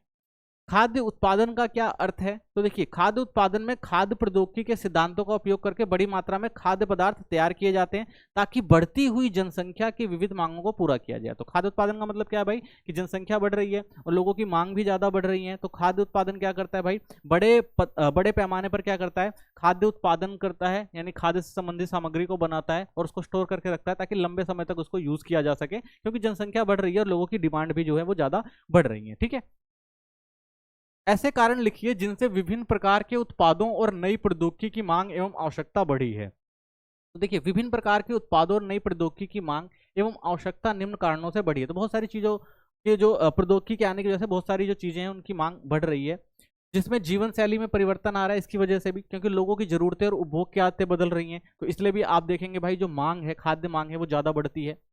आवागमन की वृद्धि हुई है, यानी परिवहन और संचार के साधनों के विकास से नए उत्पादों की मांग बढ़ रही है। ठीक है, यानी आवागमन की अगर वृद्धि होगी तो जो सामान पहले कुछ क्षेत्रों तक था वो क्या होगा, लगभग हर क्षेत्र तक पहुंच रहा है, तो इसलिए सामान की मांग जो होती है वो बढ़ जाती है। वैश्वीकरण, विदेशी तकनीक और उत्पादकों के संपर्क में नई आवश्यकताएं उत्पन्न हुई हैं। तो भाई वैश्वीकरण के कारण है जो बाजारें हैं वो देश विदेशों तक पहुंच चुकी हैं हमारी, तो इसलिए वहां तक भी जो है वो मांग बढ़ रही है, तो इसलिए भी जो है और ज्यादा आवश्यकता पड़ती है सामग्री की। कृषि संरचना में परिवर्तन, भारत कृषि न्यून देश से कृषि अधिशेष देश बन गया है, जिससे प्रसंस्करण तकनीक और नए उपकरणों की जरूरत हुई है। तो इस टाइम आप देखेंगे भारत में जो कृषि है जो काफी अच्छी है, तो कृषि जो उत्पादन काफी अच्छा हो रहा है, तो अधिशेष बच रहा है, तो उस अधिशेष को क्या करना है, बचाना जरूरी है। ठीक है, तो उसके लिए वैज्ञानिक तकनीकों का होना जरूरी है जिससे उसको बचाया जा सके। खाद्य पदार्थों को भोज्य और सुरक्षित रूप से संरक्षित करने के लिए पुरानी विधियां कौन सी थी और वर्तमान में उनकी क्या व्यवहारता है। तो प्राचीन समय में किस तरह से खाद्य पदार्थों को बचा के रखा जाता था, तो धूप में सुखाकर, नियंत्रित किण्वन कर कर, नमक लगाकर, अचार बनाकर, सेंकना होता था, भुनना होता था, धूमन होता था, चूल्हे में पकाना होता था, मसालों का परिच्छिप्पी के रूप में उपयोग करना। तो पहले क्या करते थे लोग भाई, जो सामग्री को बचाने के लिए इन सब तकनीकों का इस्तेमाल किया करते थे। ठीक है, तो खाद्य परीक्षण की पुरानी विधियां आज भी बहुत व्यवहारिक है, क्योंकि ये बहुत सरल और सस्ती होती है। तो आज भी बहुत सारे लोग इन सब चीजों का इस्तेमाल करते हैं क्योंकि ये सरल और सस्ती होती है। ठीक है, उदाहरण के तौर पर आप देख सकते हैं नियंत्रित किण्वन, जैसे डबल रोटी बनाई जाती है या बियर बनाई जाती है, तो ये सारी चीजें क्या है, किण्वन के द्वारा बनाई जाती हैं। नमक लगाना जैसे अचार बनाने के लिए, ठीक है, उसको सुरक्षित रखने के लिए। धूप में सुखाना सूखे मेवे जैसे किशमिश के लिए। तो इन सब चीजों का इस्तेमाल करके भी जो बहुत सारी जो चीजें बनाई जाती हैं उनको सुरक्षित रखा जाता है। भोज्य पदार्थों को नष्ट करके वाले मुख्य सूक्ष्मजीवी कौन से हैं, इनकी वृद्धि को प्रभावित करने वाले प्रमुख कारक कौन से हैं, और बचाव के तरीके भी बताइए। तो कौन से जो भाई भोज्य पदार्थों को नष्ट करते हैं सूक्ष्मजीवी, तो भोज्य पदार्थों को नष्ट करने वाले सूक्ष्मजीव आप देखेंगे जीवाणु होते हैं, कवक होते हैं, यीस्ट होती है, फफूंदी। तो ये क्या करते हैं, भोज्य पदार्थों को नष्ट करते हैं। तो सूक्ष्मजीवों की वृद्धि को प्रभावित करने वाले कारक कौन से कारक हैं जिनसे इनकी वृद्धि होती है, तो इनमें भाई पोषक पदार्थों की उपलब्धता, क्योंकि इसमें भाई पोषक तत्व होते हैं, इस वजह से। नमी के कारण भी ये असर कर दिखाते हैं अपना, जो सूक्ष्म जीव होते हैं। ऑक्सीजन स्तर कम होता है तो भी उसके अंदर आप देखेंगे सूक्ष्म जीव वृद्धि करने लगेंगे। रोधक पदार्थ जैसे प्रतिजैविक की उपस्थिति या अनुपस्थिति, ठीक है, आपने अगर प्रतिजैविक नहीं लगाया हुआ है जो जीवाणुओं को मारे, तो भी क्या होते हैं, उन जगहों पर भी जो जीवाणु अपना भोजन बना लेते हैं, उन पदार्थों को जहां पर ये सारी चीजें नहीं की जाती हैं। तो खाद्य पदार्थों को नष्ट होने से बचाने के लिए संसाधित विधियों की मूलभूत श्रृंखलाएं निम्नलिखित। तो किस तरह से उनको बचाया जा सकता है, तो उनको बचाने के लिए क्या करें भाई, उष्मा का अनुप्रयोग करें। ठीक है, जल को हटाना जरूरी होता है उसमें से। भंडारण के समय ताप को कम करना होता है, जैसे फ्रिज वगैरह में रख के आप बहुत सारी चीजों को बचाते हैं। पीएच कम करना, ठीक है, तो उनकी जो नमी है और जो पीएच स्केल है उसको कम करना। ऑक्सीजन और कार्बन डाइऑक्साइड की उपलब्धता पर नियंत्रण करना। ठीक है, तो क्योंकि भाई ऑक्सीजन के संपर्क में आने से, कार्बन डाइऑक्साइड के संपर्क में आने से चीजें खराब होती हैं, तो उनको जो है बचाना। ठीक है, उन सब चीजों से। तो ये कुछ तरीके हैं जिनसे बचाया जा सकता है। अगला क्वेश्चन आता है आपका, खाद्य उद्योग के क्षेत्र में कौन कौन से कार्य सम्मिलित हैं। तो देखिए, खाद्य उद्योग के क्षेत्र में कई कार्य होते हैं। सबसे पहले संसाधन एवं निर्माण, कच्चे माल को खाद्य उत्पादन में तैयार किया जाता है। ठीक है, दूसरा शोध एवं विकास किया जाता है, इसके अंदर नए, इसमें क्या होता है, नए उत्पादन करने होते हैं, पुराने उत्पादों में सुधार करना होता है, और नई तकनीकें जो होती हैं विकसित करना होता है।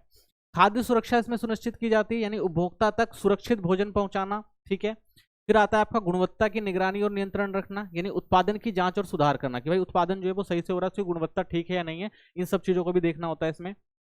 लागत व लाभ का आकलन करना, तो उत्पादन को लाभकारी बनाना होता है कि भाई उत्पादन जो किया है उन्होंने, ठीक है, उसमें जो पैसा लगाया है वो क्या हो, लाभकारी हो। तो इन सब चीजों का भी ध्यान रखना होता है। नियामक मामले, सरकारी नियमों और मानकों का पालन करना होता है। तो जो भी आप उत्पादन कर रहे हैं भाई, सरकार ने जो भी एक स्टैंडर्ड बना रखा है उसको फॉलो करके ही सामान बनाना होता है।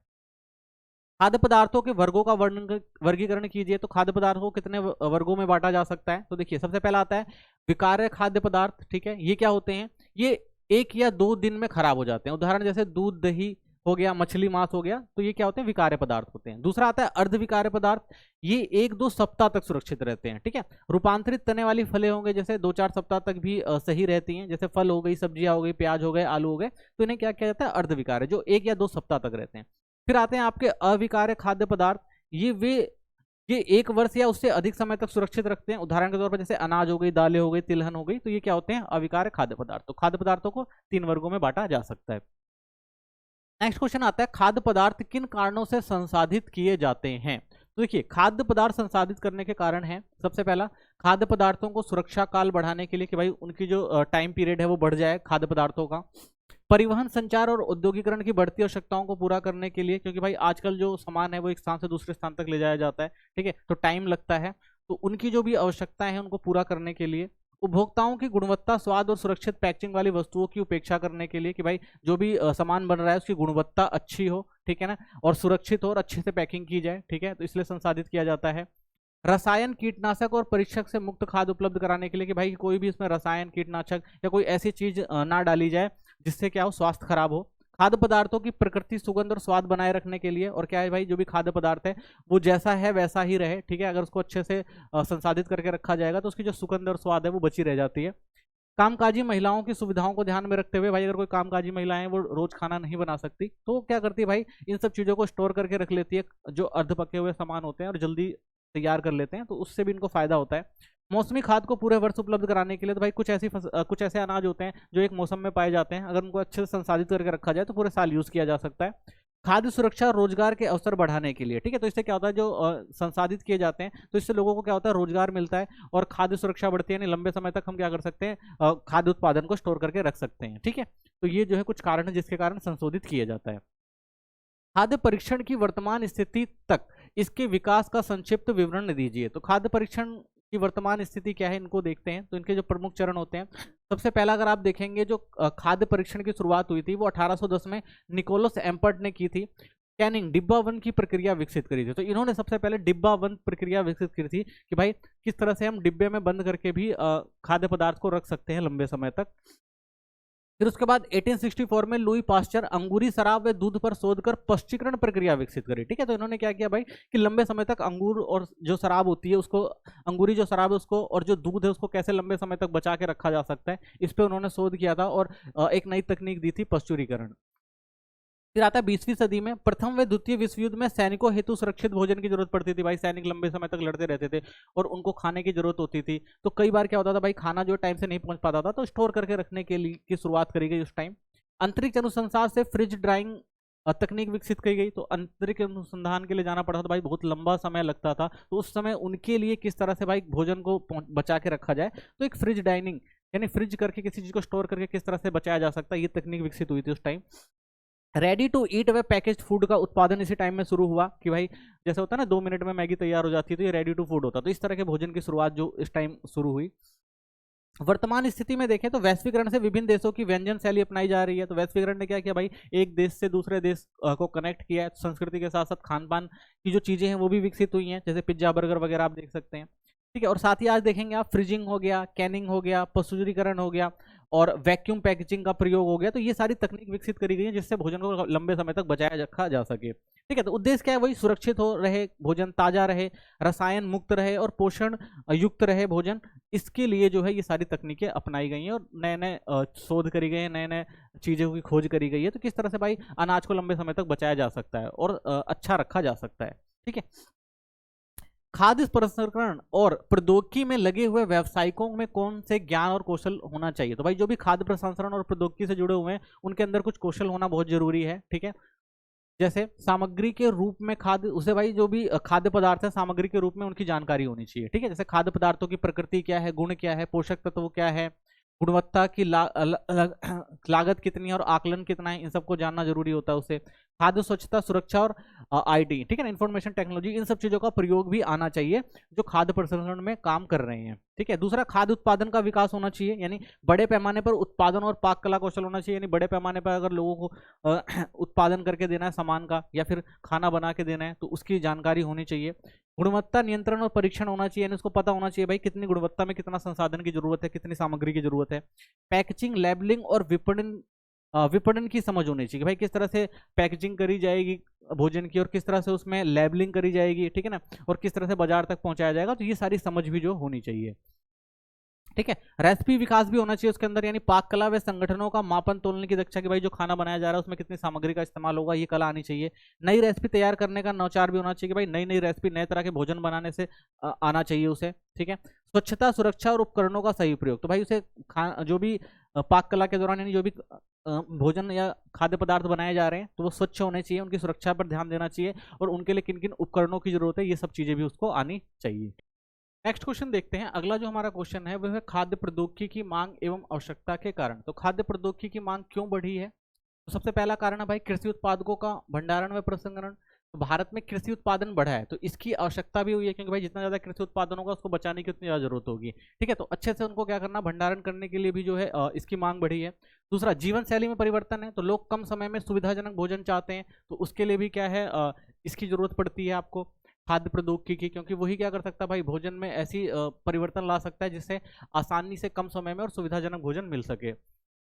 आवागमन और वैश्वीकरण, विभिन्न देशों के खाद्य अपनाने और आसानी से उपलब्ध कराने की जरूरत है। तो भाई आजकल देश विदेश तक जो खाद्य पदार्थ हैं आपके पहुंच रहे हैं तो उनके लिए भी क्या है स्टैंडर्ड तरीके से बनाया जाना जरूरी होता है, ठीक है, उनकी पैकेजिंग वगैरह जरूरी होती है। तो इसकी वजह से खाद्य प्रौद्योगिकी का महत्व बढ़ा है। पोषण प्रबलीकरण, अनाजों में कमी वाले पोषक तत्वों की पूर्ति, तो भाई अनाज में जो पोषक तत्वों की कमी होती है उनको पूरा करने के लिए भी खाद्य प्रौद्योगिकी का इस्तेमाल किया जाता है, ठीक है। और साथ ही जो फूड के स्टैंडर्ड मानक हैं उनका भी प्रयोग किया जाता है इस प्रौद्योगिकी के अंदर। स्वास्थ्य कारण हृदय रोग, मधुमेह आदि के चलते पोषक तत्वों में बदलाव की आवश्यकता है। तो भाई बहुत सारे ऐसे खाद्य पदार्थ होते हैं जो गंभीर बीमारियों के कारण बनते हैं, तो उन खाद्य पदार्थों में जो बीमारी के कारण है वो हटाने के लिए भी खाद्य प्रौद्योगिकी का इस्तेमाल किया जाता है। उपभोक्ता दृष्टिकोण, रसायन मुक्त, ठीक है, सुरक्षित व स्वास्थ्यवर्धक खाद्य की बढ़ती मांग। तो आज के टाइम में भाई लोग चाहते हैं जो रसायन मुक्त खाना मिले उनको, सुरक्षित व स्वास्थ्य संबंधित खाना मिले, तो उसके लिए भी खाद्य प्रौद्योगिकी इंपॉर्टेंट हो जाती है। नाशवान पदार्थों का संरक्षण, लंबे समय तक सुरक्षित और स्वादिष्ट और उपयोगी बनाने के लिए भी जो खाद्य पदार्थ होते हैं उनको खाद्य प्रौद्योगिकी के द्वारा ही ठीक किया जा सकता है, ठीक है, लंबे समय तक बचाया जा सकता है, तो इसलिए भी खाद्य प्रौद्योगिकी की जरूरत पड़ती है। ठीक है, नेक्स्ट चैप्टर देखते हैं। अगला जो चैप्टर हमारा है उसका पहला जो इंपॉर्टेंट क्वेश्चन बनता है वो खाद्य संकट को परिभाषित कीजिए। ठीक है, खाद्य संकट क्या होता है? तो देखिए, खाद्य संकट वह स्थिति है जब खाद्य पदार्थों का सही तरीके और उचित मात्रा में उपयोग ना होने के कारण उसकी उपलब्धता घट जाती है और इससे लोगों को हानि या कठिनाई का सामना करना पड़ता है। यानी जितनी मात्रा में जरूरत है उतनी मात्रा में जब खाद्य पदार्थ उपलब्ध नहीं होते हैं तो उसे हम क्या कहते हैं? खाद्य संकट। तो एक प्रभावी खाद्य नियंत्रण तंत्र में कौन से 2 अवयव शामिल होने चाहिए? तो जो प्रभावी खाद्य नियंत्रण है उसमें कौन से 2 अवयव इंपॉर्टेंट हो जाते हैं? तो देखिए, सबसे पहला खाद्य निरीक्षण, यानी कि उत्पादन हो गया, भंडारण हो गया, पैकेजिंग हो गई, और उसके बाद वितरण की जांच करके यह सुनिश्चित करना कि खाद्य मानकों के अनुरूप है। तो भाई जब भी खाद्य का उत्पादन किया जाता है, उसको भंडारित किया जाता है, उसकी पैकेजिंग की जाती है, फिर उसका वितरण किया जाता है, तो उस समय ये ध्यान रखना होता है कि भाई जो भी मानक तैयार किए गए थे वो पूरी तरह ठीक है कि नहीं है, उसमें कोई कमी तो नहीं है। फिर आता है विश्लेषणात्मक क्षमता, प्रयोगशाला परीक्षणों से पोषक तत्व और हानिकारक रसायनों और जीवाणुओं की जांच कर उपभोक्ता स्वास्थ्य की सुरक्षा करना, कि भाई जो भी आपका प्रोडक्ट है उसका अच्छे से प्रयोगशाला में परीक्षण किया जाए कि उसमें कोई हानिकारक रसायन या कोई जीवाणु तो नहीं है जिससे वो किसी के शरीर या स्वास्थ्य के साथ खिलवाड़ कर सकते हैं। तो इन चीजों का ध्यान रखना बहुत जरूरी है खाद्य नियंत्रण के तहत। संसाधित तथा व्यवहारिक खाद्य पदार्थों का उत्पादन किन कारणों से बढ़ रहा है? तो देखिए, संसाधित और व्यवहारिक खाद्य पदार्थों का उत्पादन बढ़ने के जो प्रमुख कारण हैं, सबसे पहला भाई प्रौद्योगिकी व संसाधनों में प्रगति हुई है। तो भाई प्रौद्योगिकी और संसाधन बढ़े हैं तो इस वजह से आप देखेंगे भाई कि जो खाद्य पदार्थ हैं वो संसाधित हैं और ज्यादा यूज किए जा रहे हैं। प्रति व्यक्ति आय में भी वृद्धि हुई है तो इसकी वजह से भी। उपभोक्ता की बेहतर क्रय क्षमता बढ़ी है, उपभोक्ताओं की बढ़ती मांग और उपभोक्ता की जो है वो मांग भी बढ़ रही है। तो इस वजह से आप देखेंगे कि जो व्यवहारिक खाद्य पदार्थ है उनके उत्पादन में जो आपको वृद्धि देखने को मिलती है। सूक्ष्मजीवी रोगाणु किन 2 प्रकार के खाद्य जनित रोग उत्पन्न करते हैं? उदाहरण सहित लिखिए। तो देखिए, सूक्ष्मजीवी रोगाणु 2 प्रकार के खाद्य जनित रोग उत्पन्न करते हैं। सबसे पहला आपका होता है संक्रमण, यानी जब जीवाणु शरीर में प्रवेश कर जाते हैं और वहां वृद्धि करके रोग उत्पन्न करते हैं। तो इसमें क्या होगा, जीवाणु जो होगा वो आपके डायरेक्ट शरीर में जाएगा और उसके बाद क्या करेगा, वो अपनी वृद्धि करेगा और आपके शरीर को क्या करता है, वो बीमार करता है। तो उदाहरण के तौर पर इसमें आता है आपका साल्मोनेला। ठीक है, ये जो बीमारी उत्पन्न करते हैं, ठीक है ना, संक्रमण के द्वारा।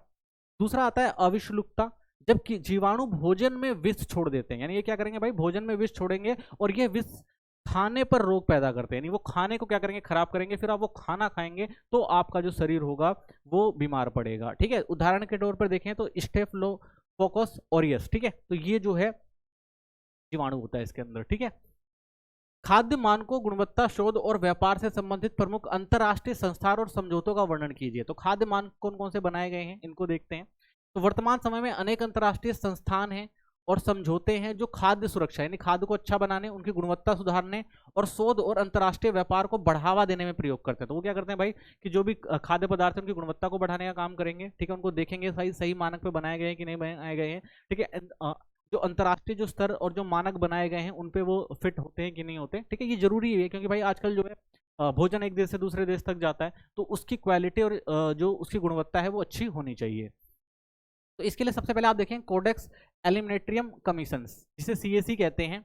यह एक अंतर सरकारी संस्था है। ठीक है, उद्देश्य क्या है, उपभोक्ताओं का स्वस्थ बचाव, खाद्य सुरक्षा देना और अंतर्राष्ट्रीय खाद्य व्यापार को सरल बनाना। ठीक है, तो इस संस्था का काम क्या है भाई, ये स्वास्थ्य का बचाव करती है, खाद्य सुरक्षा देती है, यानी ज़्यादा खाद्य पदार्थ सुरक्षित किए जा सके लोगों के लिए और अंतर्राष्ट्रीय स्तर पर व्यापार किया जा सके, तो इन सब चीज़ों को वो देखती है।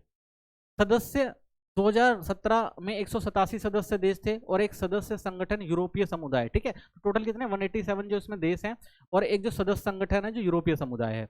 ठीक है, भारत स्वास्थ्य एवं परिवार कल्याण मंत्रालय के माध्यम से सदस्य है, तो भारत भी जो इसमें सदस्य है, तो भारत में जो स्वास्थ्य एवं परिवार कल्याण मंत्रालय है वो इसका सदस्य के तौर पर काम करता है। कार्य क्या है, कोडेक्स एलिमिनेट्रियम प्रशिक्षित करना, जिसमें अंतर्राष्ट्रीय मानक, नियमावली, मार्गदर्शन और संस्थाएं दी जाती हैं। तो ये अंतर्राष्ट्रीय जो है संगठन है, तो इसके अंदर भाई जो भी अंतर्राष्ट्रीय मानक और नियम बनाए जाते हैं खाद्य पदार्थ से संबंधित, उन सबका पालन जो करना होता है। अंतर्राष्ट्रीय मानकीकरण संगठन आईएसओ है, यह एक गैर सरकारी संघ है। उद्देश्य वस्तुओं और सेवाओं के अंतर्राष्ट्रीय विनिमय को सरल बनाना। तो इसका मेन मकसद ये है कि भाई जो भी वस्तुओं और सेवाएं हैं उनको आसानी से एक स्थान से दूसरे स्थान पर व्यापार किया जा सके। तो इसमें क्या होता है, वैज्ञानिक, तकनीक, बौद्धिक और आर्थिक गतिविधियों में सहयोग को बढ़ावा देना होता है। ठीक है, तो जो भी तकनीक बनाई जा रही है, जो भी नई स्टैंडर्ड बनाए जा रहे हैं, जो भी नई प्रौद्योगिकी आ रही है, तो उसमें हेल्प करने का काम जो होता है इसका। आईएसओ द्वारा बनाया गया मानक अंतर्राष्ट्रीय समझौतों के रूप में प्रकाशित होता है। तो जो भी अंतर्राष्ट्रीय मानक बनाए जाते हैं इसके द्वारा भाई उसको हर लोग जो है वो फॉलो करते हैं। प्रसिद्ध मानक जो है आईएसओ 9000 गुणवत्ता प्रबंधन संबंधित अंतर्राष्ट्रीय संकेत चिन्ह है। ठीक है, तो ये बनाया गया है कि भाई ये जो है स्टैंडर्ड एक मानक बनाया गया है, तो इसके तहत ही सारी चीजों को रखा जाता है। तो इन मानकों को अपनाना स्वैच्छिक होता है। तो भाई इसमें स्वैच्छिक है भाई कि जो भी गुणवत्ता से संबंधित ये नियम बनाया गया भाई कि इसके अगर ये आपने अपना लिया तो आप जो भी सामान बना रहे हैं वो स्टैंडर्ड है। ठीक है, तो ये जो होता है भाई इन मानकों को मानना जो होता है वो स्वैच्छिक होता है, देश की मर्जी होती है भाई इसको माने ना माने, क्योंकि भाई गैर सरकारी संगठन है, ये अपने लेवल पर काम करता है ताकि खाद्य सुरक्षा जो हो गई और जो भी खाने से संबंधित चीजें हैं, तकनीक है, उनको अच्छे से विकसित किया जा सके। तो इन सब चीजों पे इसका जोर होता है। ठीक है, ताकि और ज्यादा प्रभावी बनाया जा सके खाद्य संसाधन को। विश्व व्यापार संगठन WTO, इसकी स्थापना 1995 में हुई थी। व्यापार समझौते को लागू करवाना इसका काम है। व्यापार विवाद अगर होते हैं तो उनको निपटाने का काम करता है। देश की व्यापार नीतियों में सहायता देता है। WTO व्यापार को सहज, स्वतंत्र और निष्पक्ष से चलाने का कार्य करता है। ठीक है, और WTO समझौतों को अंतर्गत वस्तुएं, सेवाएं और बौद्धिक संपदा आते हैं। ठीक है, तो जो भी वस्तुएं हो गई, जो सेवाएं हो गई और बौद्धिक संपदा हो गई, वो सब जो है WTO के अंतर्गत आती है। ठीक है, तो ये भी अंतर्राष्ट्रीय संगठन है जो काम करता है व्यापार वगैरह के क्षेत्र में। ठीक है, खाद्य संकट कितने प्रकार के होते हैं स्पष्ट कीजिए। तो देखिए खाद्य संकट 3 प्रकार के होते हैं। सबसे पहले आता है आपका भौतिक संकट। ऐसे भौतिक पदार्थ जो सामान्यतः भोजन में नहीं पाए जाते परंतु मिल जाने पर रोग उत्पन्न कर सकते हैं। तो कई बार क्या होता है भाई कि जब कोई खाद्य सामग्री बनाई जाती है तो उसमें अलग से कोई चीज डाली जाती है जो बाद में क्या करती है, नुकसान करती है। ठीक है, जैसे लकड़ी के टुकड़े हो गए, पत्थर हो गए, कीट, बाल आदि। ठीक है, तो ये क्या होते हैं भाई, भोजन में होते तो नहीं है लेकिन अगल अलग से आ गए तो क्या कर सकते हैं, वो बीमारी उत्पन्न कर सकते हैं। ठीक है, शरीर को खराब कर सकते हैं। रासायनिक संकट क्या होते हैं, हानिकारक रसायन जो तो प्राकृतिक रूप से खाद्य पदार्थों में पाए जाते हैं या जानबूझकर अनजाने में मिल जाते हैं। तो कुछ ऐसे भी होते हैं जो भाई प्राकृतिक रूप से भी होते हैं और अनजाने में मिल जाते हैं, जैसे कीटनाशक हो गया, परिरक्षक हो गया या कृत्रिम रंग हो गया। तो ये जानबूझकर भी कई लोग डाल देते हैं, तो इनसे भी क्या होती हैं, बीमारियां होती हैं। तीसरा आता है जैविक संकट। इसमें विभिन्न प्रकार के जीवधारी विशेषकर सूक्ष्म जीव सम्मिलित होते हैं। ये सूक्ष्म जीव रोग उत्पन्न करते हैं, जैसे बैक्टीरिया हो गया, वायरस हो गया, फफूंद हो गया, परजीवी। तो इनके कारण भी जो आप देखेंगे खाद्य पदार्थ जो होते हैं वो खराब होते हैं और बीमारी उत्पन्न करते हैं। ठीक है, खाद्य सुरक्षा और गुणवत्ता एक वैश्विक मुद्दा है, क्यों स्पष्ट कीजिए। तो देखिए खाद्य सुरक्षा और गुणवत्ता आज वैश्विक स्तर पर गंभीर चिंता का विषय है, क्योंकि सार्वजनिक स्वास्थ्य समस्याएं यानी दूषित भोजन से फूड बर्न डिवीजन जैसे दस्त, उल्टी, बुखार फैलती है, जो दुनिया में भर में स्वास्थ्य के लिए चुनौती है। तो भाई ये सार्वजनिक समस्या है, किसी एक की समस्या नहीं है। ठीक है, दूसरा मृत्यु दर में वृद्धि हुई है। वर्ष 2005 में केवल दस्त जैसी बीमारियों से लगभग 18 लाख लोगों की मृत्यु हुई है, जो इसकी गंभीरता को दर्शाता है। यानी अगर खाद्य गुणवत्ता अच्छी नहीं है, अगर आपने खराब खाना खाया तो उससे बीमारियां होती हैं, मृत्यु भी होती है लोगों की। बच्चों पर ज्यादा प्रभाव देखने को मिलता है। तो राष्ट्रीय परिवार स्वास्थ्य सर्वेक्षण 2015-16 के अनुसार 5 वर्ष से कम उम्र के बच्चों में प्रति वर्ष 30 करोड़ से अधिक दस्त के मामले सामने आते हैं, जिससे कुपोषण और बाल मृत्यु दर बढ़ रही है। यानी बच्चों पर इसका प्रभाव आप ज्यादा देखते हैं। आर्थिक व सामाजिक प्रभाव, खाद्य जनित रोगों से व्यापार, पर्यटन और रोजगार पर नकारात्मक असर पड़ता है। धन की हानि होती है, मुकदमेबाजी, बेरोजगारी बढ़कर आर्थिक विकास बाधिकारी। तो भाई इससे क्या होगा भाई, अगर आप मिलावट कर रहे हैं या आपके खाने में मिलावट आई जा रही है तो इससे क्या होगा भाई, क्या होगा, बीमारियां होंगी। ठीक है, और लोग क्या होंगे, लोगों की जो है स्वास्थ्य खराब होगा, लोग वहां पे जाना पसंद नहीं करेंगे। ठीक है, तो पर्यटन खराब होगा और जो व्यापारिक संबंधित गतिविधियां हैं वो भी क्या होगी, उस क्षेत्र की खराब होंगी। तो ये सारी समस्याएं हो सकती हैं अगर ध्यान ना दिया जाए खाद्य सुरक्षा और गुणवत्ता पर। तो ठीक है, खाद्य सुरक्षा प्रबंधन प्रणालियां कौन सी हैं, इनके लाभ स्पष्ट कीजिए। ठीक है, तो खाद्य सुरक्षा गुणवत्ता को आहार श्रृंखला के हर चरण पर सुनिश्चित करने के लिए विभिन्न प्रबंधन प्रणालियां आवश्यक हैं। सबसे पहले उत्तम निर्माण पद्धतियां। ठीक है, इसमें क्या होता है, गुणवत्ता आश्वासन का एक हिस्सा यानी गुणवत्ता पर ध्यान देना है। खाद्य पदार्थों में संदूषण और लेबलिंग से बचाव करती है। तो भाई खाद्य जो भी ऐसा खाद्य पदार्थ को ऐसे पैक किया जाएगा, ऐसे लेबलिंग करी जाएगी, ऐसे परीक्षण किया जाएगा कि भाई कोई उसमें समस्या ना रहे। ठीक है, निर्माताओं को नियमों का पालन और निष्पादन करने में सहायता देती है। ठीक है, तो इससे क्या होता है भाई, जो निर्माता होते हैं वो नियमों का पालन करते हैं और कोई समस्या जो होती है समझते हैं और लोग उसमें क्या सहायता भी करी जाती है। ठीक है, तो उत्तम निर्माण पद्धतियां यानी अच्छे से बनाना, ठीक है, अच्छे से जो भी प्रोडक्ट है उनको बनाना। दूसरा, उत्तम हस्तन पद्धतियां, खेत से उपभोक्ता तक खाद्य पदार्थों के खतरों से संभावित स्रोतों की पहचान करना, यानी जब उसका उत्पादन किया जा रहा है और जब वो भोजन बनकर तैयार होकर लोगों तक पहुंच रहा है तो उसके बीच में जो भी प्रोसेस है उनको सबसे अच्छे से मॉनिटरिंग करना।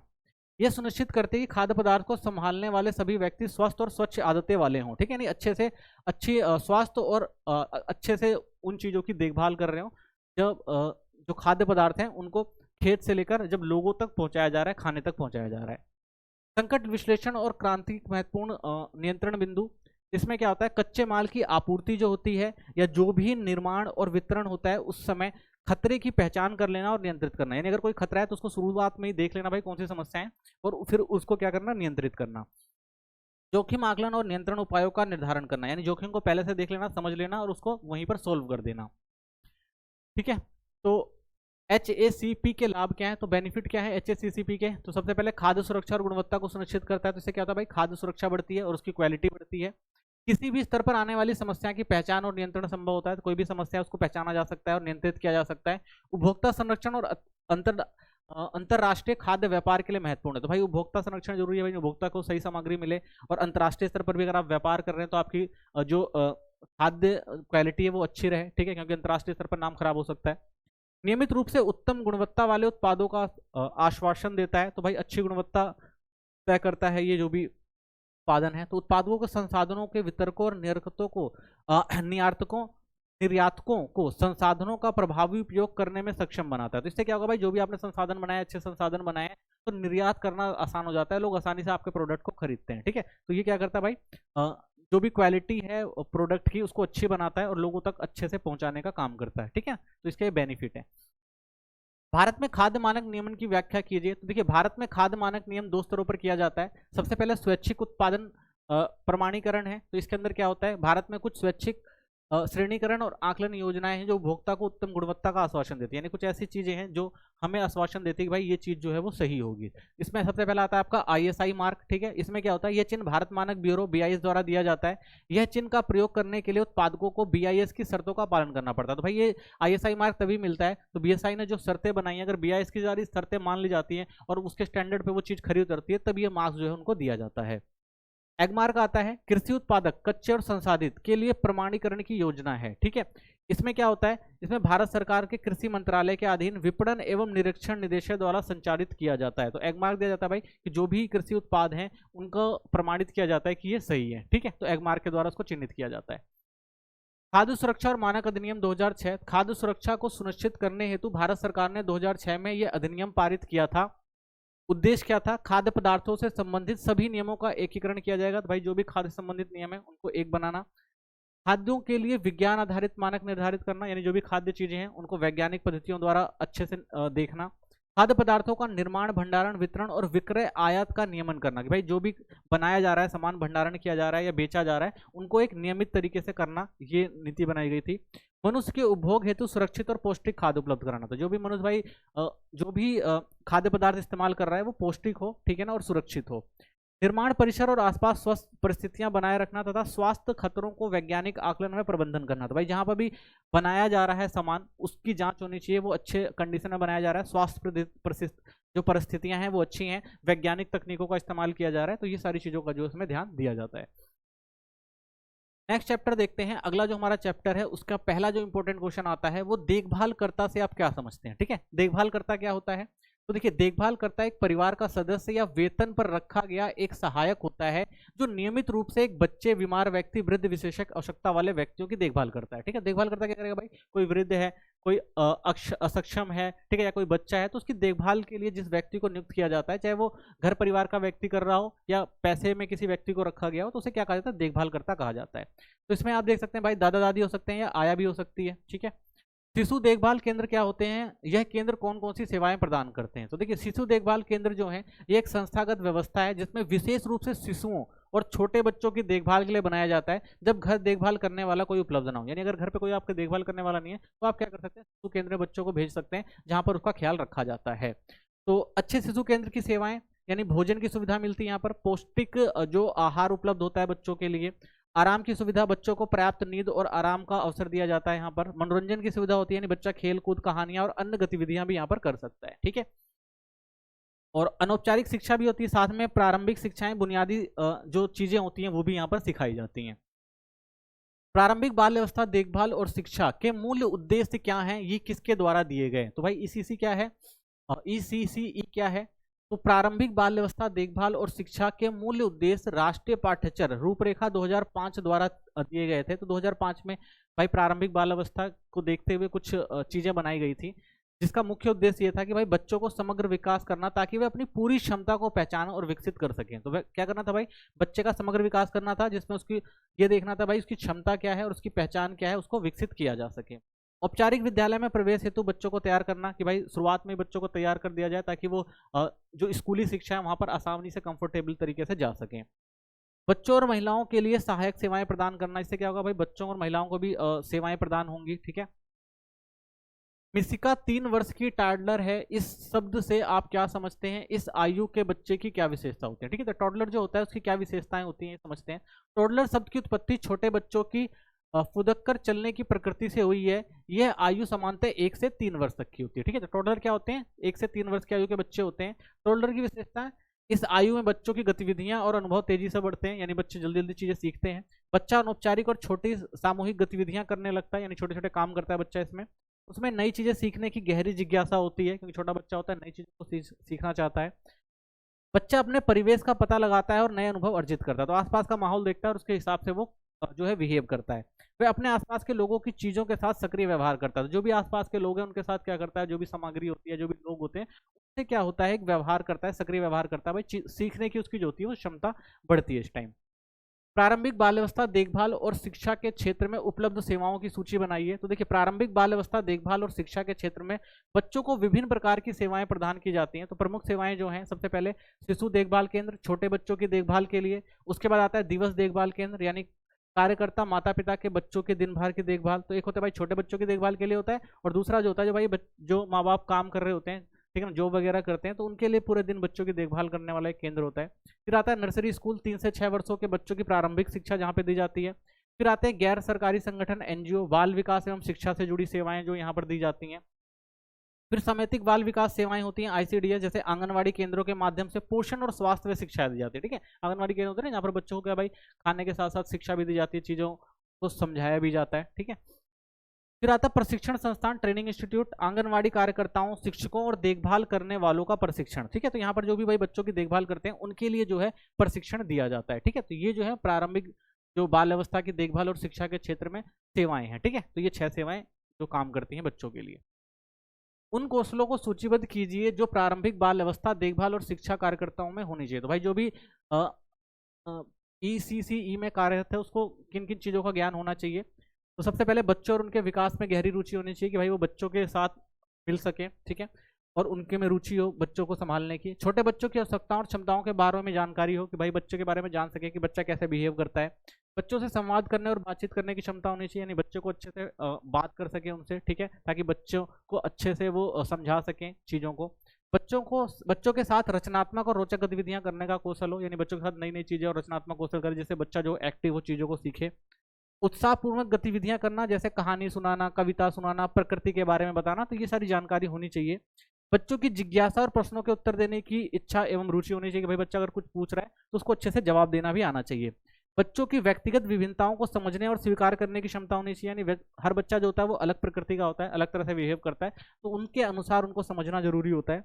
विभिन्न प्रकार की शारीरिक गतिविधियों में भाग लेने के लिए हमेशा तैयार है, तो अलग अलग प्रकार की जो शारीरिक गतिविधियां हैं उनको करने के लिए भी उसे तैयार होना चाहिए। ठीक है, तो ये जो कौशल होने बहुत जरूरी है। आपकी बहन प्रारंभिक बाल अवस्था देखभाल और शिक्षा में जीविका बनाना चाहती है, इस क्षेत्र में कौन कौन से अवसर उपलब्ध है, इसके लिए कौन कौन सी शैक्षिक योग्यता होनी चाहिए। ठीक है, अगर आप इसमें करियर बनाना चाहते हैं तो कौन कौन सी शैक्षिक योग्यता होनी चाहिए। तो ईसीसी में जीविका के अवसर जो है, नर्सरी स्कूल में शिक्षक के रूप में कार्य कर सकते हैं, शिशु देखभाल केंद्र एवं दिवस देखभालकर्ता बन सकते हैं आप। बच्चों के लिए विभिन्न कार्यक्रम जैसे सामयिक बाल विकास सेवाएं के दल के सदस्य भी बन सकते हैं।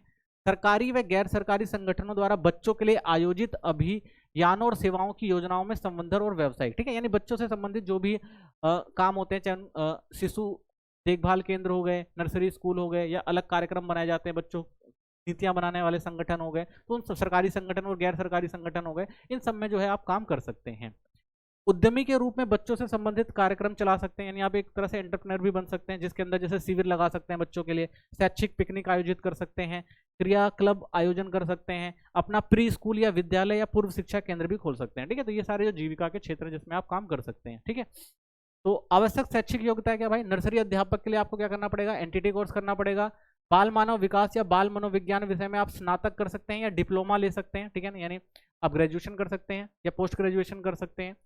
मुक्त विश्वविद्यालयों से उपलब्ध शैक्षिक पाठ्यक्रम, तो बहुत सारे जो है मुक्त विश्वविद्यालय हैं, ओपन यूनिवर्सिटी, वहाँ पर ये सारे जो चीज़ें शैक्षिक जो पाठ्यक्रम चलाए जाते हैं, तो वहाँ से भी आप ये सारी पाठ्यक्रम ज्वाइन कर सकते हैं और वहाँ से डिग्री और जो भी सर्टिफिकेट कोर्स है, ठीक है, उन सब चीज़ों को ले सकते हैं और आप इन सब कामों में लग सकते हैं।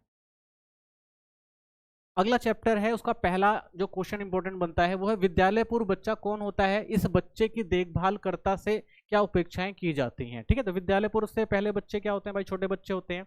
तो ऐसा बच्चा जो परिवार से बाहर किसी नए परिवेश जैसे प्री स्कूल या आंगनवाड़ी में रहने और सीखने के लिए तैयार होता है, उसे विद्यालय पूर्व बच्चा कहते हैं। ठीक है, यानी छोटा बच्चा है जो भी स्कूल नहीं जा रहा लेकिन उससे पहले उसको तैयार किया जाता है।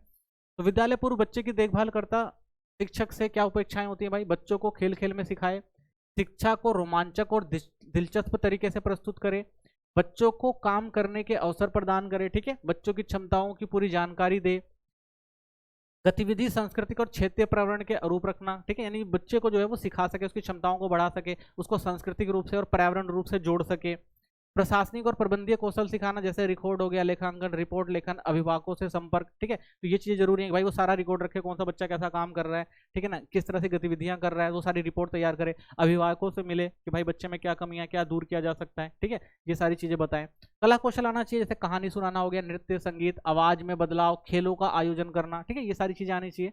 कार्यकर्ता में लचीलापन रखना, क्योंकि छोटे बच्चे कम समय तक ध्यान केंद्रित कर पाते हैं, तो बच्चों को भाई थोड़ा बच्चों की तरफ थोड़ा ज़्यादा ध्यान देना पड़ता है, चीज़ों को सिखाने के लिए थोड़ा टाइम लगता है, तो इन सब चीज़ों को ध्यान रखना चाहिए।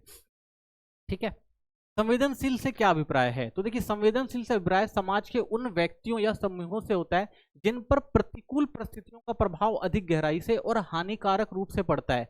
इनमें मुख्यतः बच्चे, युवा या वृद्धजन शामिल होते हैं, यानी समाज पे जो है इनका परिस्थितियों के, जब परिस्थितियां बिगड़ती हैं तो इन पर प्रभाव ज्यादा देखने को मिलता है। ठीक है, ये कई बार क्या होता है, समस्याओं से भी घिर जाते हैं, तो इन्हें इसलिए क्या कहा जाता है? संवेदनशील वर्ग कहा जाता है। बच्चे, युवा और वृद्धजन क्यों संवेदनशील होते हैं? तो भाई इनको संवेदनशील क्यों कहा गया है? देखिए, क्योंकि बच्चे जो होते हैं वो चुनौतीपूर्ण परिस्थितियों और कठिन परिवेश में जीते हैं। ठीक है, क्योंकि जब बच्चा होता है वो जब बड़ा होता है धीरे धीरे, तो बहुत सारी ऐसी परिस्थितियां आती हैं कि वो अपने आप को जो है बड़ा होता हुआ देखता है और नए नए परिवेश में ढलता हुआ देखता है, तो उसके सामने बहुत सारी समस्याएं होती हैं।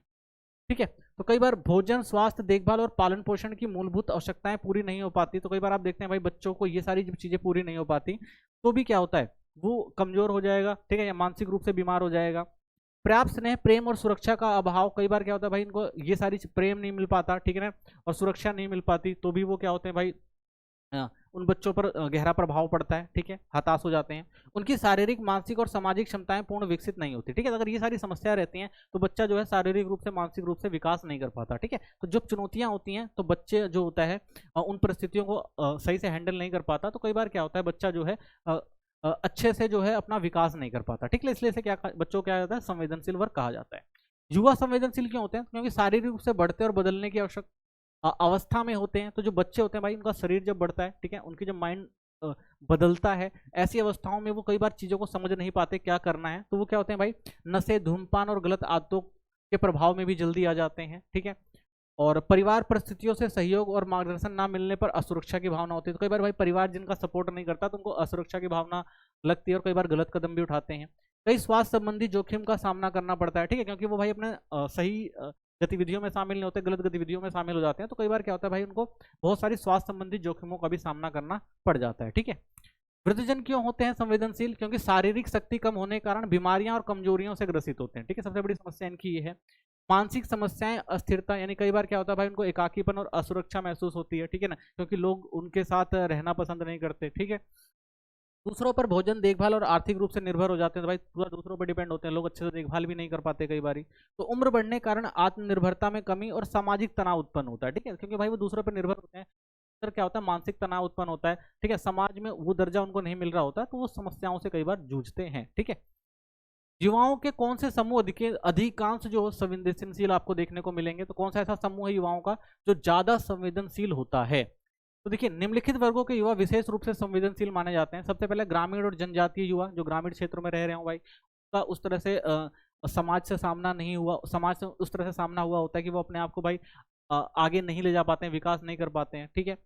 तो इसलिए ये जो संवेदनशील होते हैं। विद्यालय छोड़ चुके युवा, यानी कई बार देखते हैं आप, जो बच्चे स्कूल छोड़ देते हैं तो आगे के विकास के लिए उनका मार्गदर्शन जो होता है मुश्किल हो जाता है, ठीक है, तो कठिन परिस्थितियों में अपना जीवन व्यतीत करते हैं।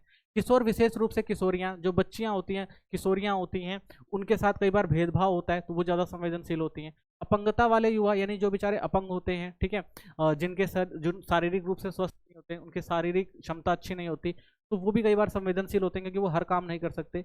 अवैध धंधों के शिकार हुआ, तो कई सारे जो बच्चे होते हैं उनको क्या करता है भाई, अवैध धंधों में डाल दिया, जैसे चोरी वगैरह हो गई, ठीक है ना, लूट मार वगैरह करते हैं वो, ठीक है ना, और धूम्रपान वगैरह ये सब चीजें करते हैं। तो इससे क्या होता है कि भाई वो ज्यादा संवेदनशील होते हैं क्योंकि वो गलत रास्ते पे जा रहे हैं, तो जो उनके लिए भविष्य में खतरनाक हो सकता है। सड़कों के आवारा बच्चे, तो कई बार आपने देखा भाई सड़कों पे बच्चे भीख मांगते हुए घूमते रहते हैं, तो ये सारे ज्यादा संवेदनशील होते हैं क्योंकि उनके साथ कभी भी गलत हो सकता है। अनाथ या विशेष कठिन परिस्थितियों वाले बच्चे, तो कई बार अनाथ जो बच्चे होते हैं जिनके माता पिता नहीं रह जाते, तो ये भी क्या होते हैं, ज्यादा संवेदनशील होते हैं, ठीक है। वृद्धजनों के संदर्भ में कुछ सरोकार लिखिए। तो देखिए, वृद्धजनों के प्रमुख सरोकार हैं, स्वास्थ्य संबंधी समस्याएं होती हैं, बेचारे कमजोरी, आंखों की रोशनी कम होना, बहरापन, ठीक है ना, गठिया आदि हमारी समस्या होती है। अकेलापन, बच्चों से अलग हो जाने या बाहर काम कर जाने से, यानी बच्चे क्या होते हैं भाई, कई बार रह नहीं पाते परिवार वालों के साथ, तो वो अकेले हो जाते हैं। आर्थिक निर्भरता, ठीक है ना, बच्चों पर निर्भर होने के तनाव महसूस होता है, तो भाई बच्चों पर निर्भर रहते हैं, जिन्होंने पूरा साल पूरी जिंदगी अपने ऊपर जी होती है, जब वो शारीरिक रूप से सक्षम नहीं होते तो दूसरों पर निर्भर रहना होता है, तो ये थोड़ा उनको तनाव महसूस कराता है। पारिवारिक चुनौतियां, छोटे एकल परिवार, समय और स्थान की कमी की उपेक्षा होती है, तो भाई पारिवारिक चुनौतियां होती हैं, कई बार एकल परिवार होता है, ज्यादा लोग होते हैं, तो वो बेचारे वहां पर एडजस्ट नहीं कर पाते। देखभाल की कमी, निजता, स्वास्थ्य, जीवन और आत्म केंद्रित प्रवृत्तियों के कारण, तो कई बार भाई उनकी देखभाल उस तरीके से नहीं की जा सकती, ठीक है। बच्चों, युवाओं और वृद्धजनों में से प्रत्येक के लिए कार्यक्रम के बारे में बताइए, ठीक है। तो भारत में बच्चों के कल्याण के लिए अनेक संस्थाएं और सेवाएं कार्य कर रही हैं, जैसे सामूहिक बाल विकास, आईसीडीएस, आंगनवाड़ी केंद्रों के माध्यम से बच्चों के पोषण, स्वास्थ्य जांच, टीकाकरण, पूर्व प्राथमिक शिक्षा उपलब्ध कराना, ठीक है, तो आईसीडीएस काम करती है। फिर आता है SOL गांव, SOS चिल्ड्रन विलेज, ठीक है ना, ये क्या होते हैं, अनाथ और परित्यक्त बच्चों के परिवार जैसा वातावरण देकर उनका पालन पोषण करते हैं, यानी जो बच्चे अनाथ होते हैं उनको एक परिवार माहौल देकर उनको वहां पर पालन पोषण किया जाता है, तो SOS चिल्ड्रन विलेज होते हैं वो। बाल गृह होते हैं, यानी जिन बच्चों के माता पिता नहीं है, घर में देखभाल संभव नहीं है, उन्हें सुरक्षित आवास और आवश्यक सुविधाएं जो है यहाँ पर दी जाती हैं बाल गृह में। फिर आता है गोद लेना, तो अनाथ और परित्याग बच्चों को नए परिवारों द्वारा गोद लेना ताकि उन्हें सुरक्षित और स्नेहपूर्ण जीवन मिल सके, ठीक है, तो गोद भी ले सकते हैं, बहुत सारे लोग गोद लेते हैं। तो ये सारे जो कुछ क्षेत्र हैं जहाँ पर जो बच्चों के कल्याण से संबंधित सेवाएं प्रदान की जाती हैं, ठीक है, तो यहाँ पे बच्चों की देखभाल की जाती है। फिर आता है भारत में युवाओं के लिए प्रमुख कार्यक्रम, तो भारत सरकार ने युवाओं के विकास के लिए युवा कार्यक्रम और खेल मंत्रालय के अंतर्गत विभिन्न योजनाएं चलाई हैं। राष्ट्रीय युवा नीति 2003 के बाद वर्ष 2014 में नई राष्ट्रीय युवा नीति लागू की गई। इसके अंतर्गत प्रमुख कार्यक्रम थे राष्ट्रीय सेवा योजना, यानी विद्यार्थियों में सामाजिक सेवा और राष्ट्रभक्ति की भावना विकसित करना था, ठीक है, इस कार्यक्रम के द्वारा। दूसरा, राष्ट्रीय सेवा सम सेवक योजना एवं नेहरू युवा केंद्र, ग्रामीण और शहरी क्षेत्रों में युवाओं को संगठित करके सामुदायिक विकास कार्यक्रम चलाना, यानी एक साथ बच्चों का जो है इस क्षेत्र में विकास किया जा सके, ठीक है, उनको शिक्षित किया जा सके। साहसिक कार्यों को प्रोत्साहन, युवाओं में साहस, आत्मविश्वास और नेतृत्व क्षमता का विकास करने के लिए कार्यक्रम चलाए गए हैं। राष्ट्रीय एकता को प्रोत्साहन, युवाओं में भाईचारा, सामाजिक सद्भाव और राष्ट्रीय एकता की भावना को बढ़ावा दिया गया, ठीक है। फिर स्काउट और गाइड, बच्चों को युवाओं में आत्मनिर्भरता और अनुशासन और सेवा की भावना के विकास के लिए स्काउट और गाइड कार्यक्रम चलाए गए हैं, ठीक है। राष्ट्रमंडल युवा कार्यक्रम CYP, अंतर्राष्ट्रीय स्तर पर युवाओं को अवसर और प्रशिक्षण प्रदान करना, ठीक है, तो ये सारे जो कार्यक्रम हैं युवाओं के लिए चलाए गए हैं ताकि युवा जो है वो सक्षम हो सके, ठीक है, और अपना विकास कर सके। वृद्धजनों के लिए भारत में कौन कौन से कार्यक्रम चलाए जा रहे हैं, तो राष्ट्रीय वृद्धजन नीति 1999, सरकार ने वर्ष 1999 राष्ट्रीय वृद्धजन नीति अपनाई थी।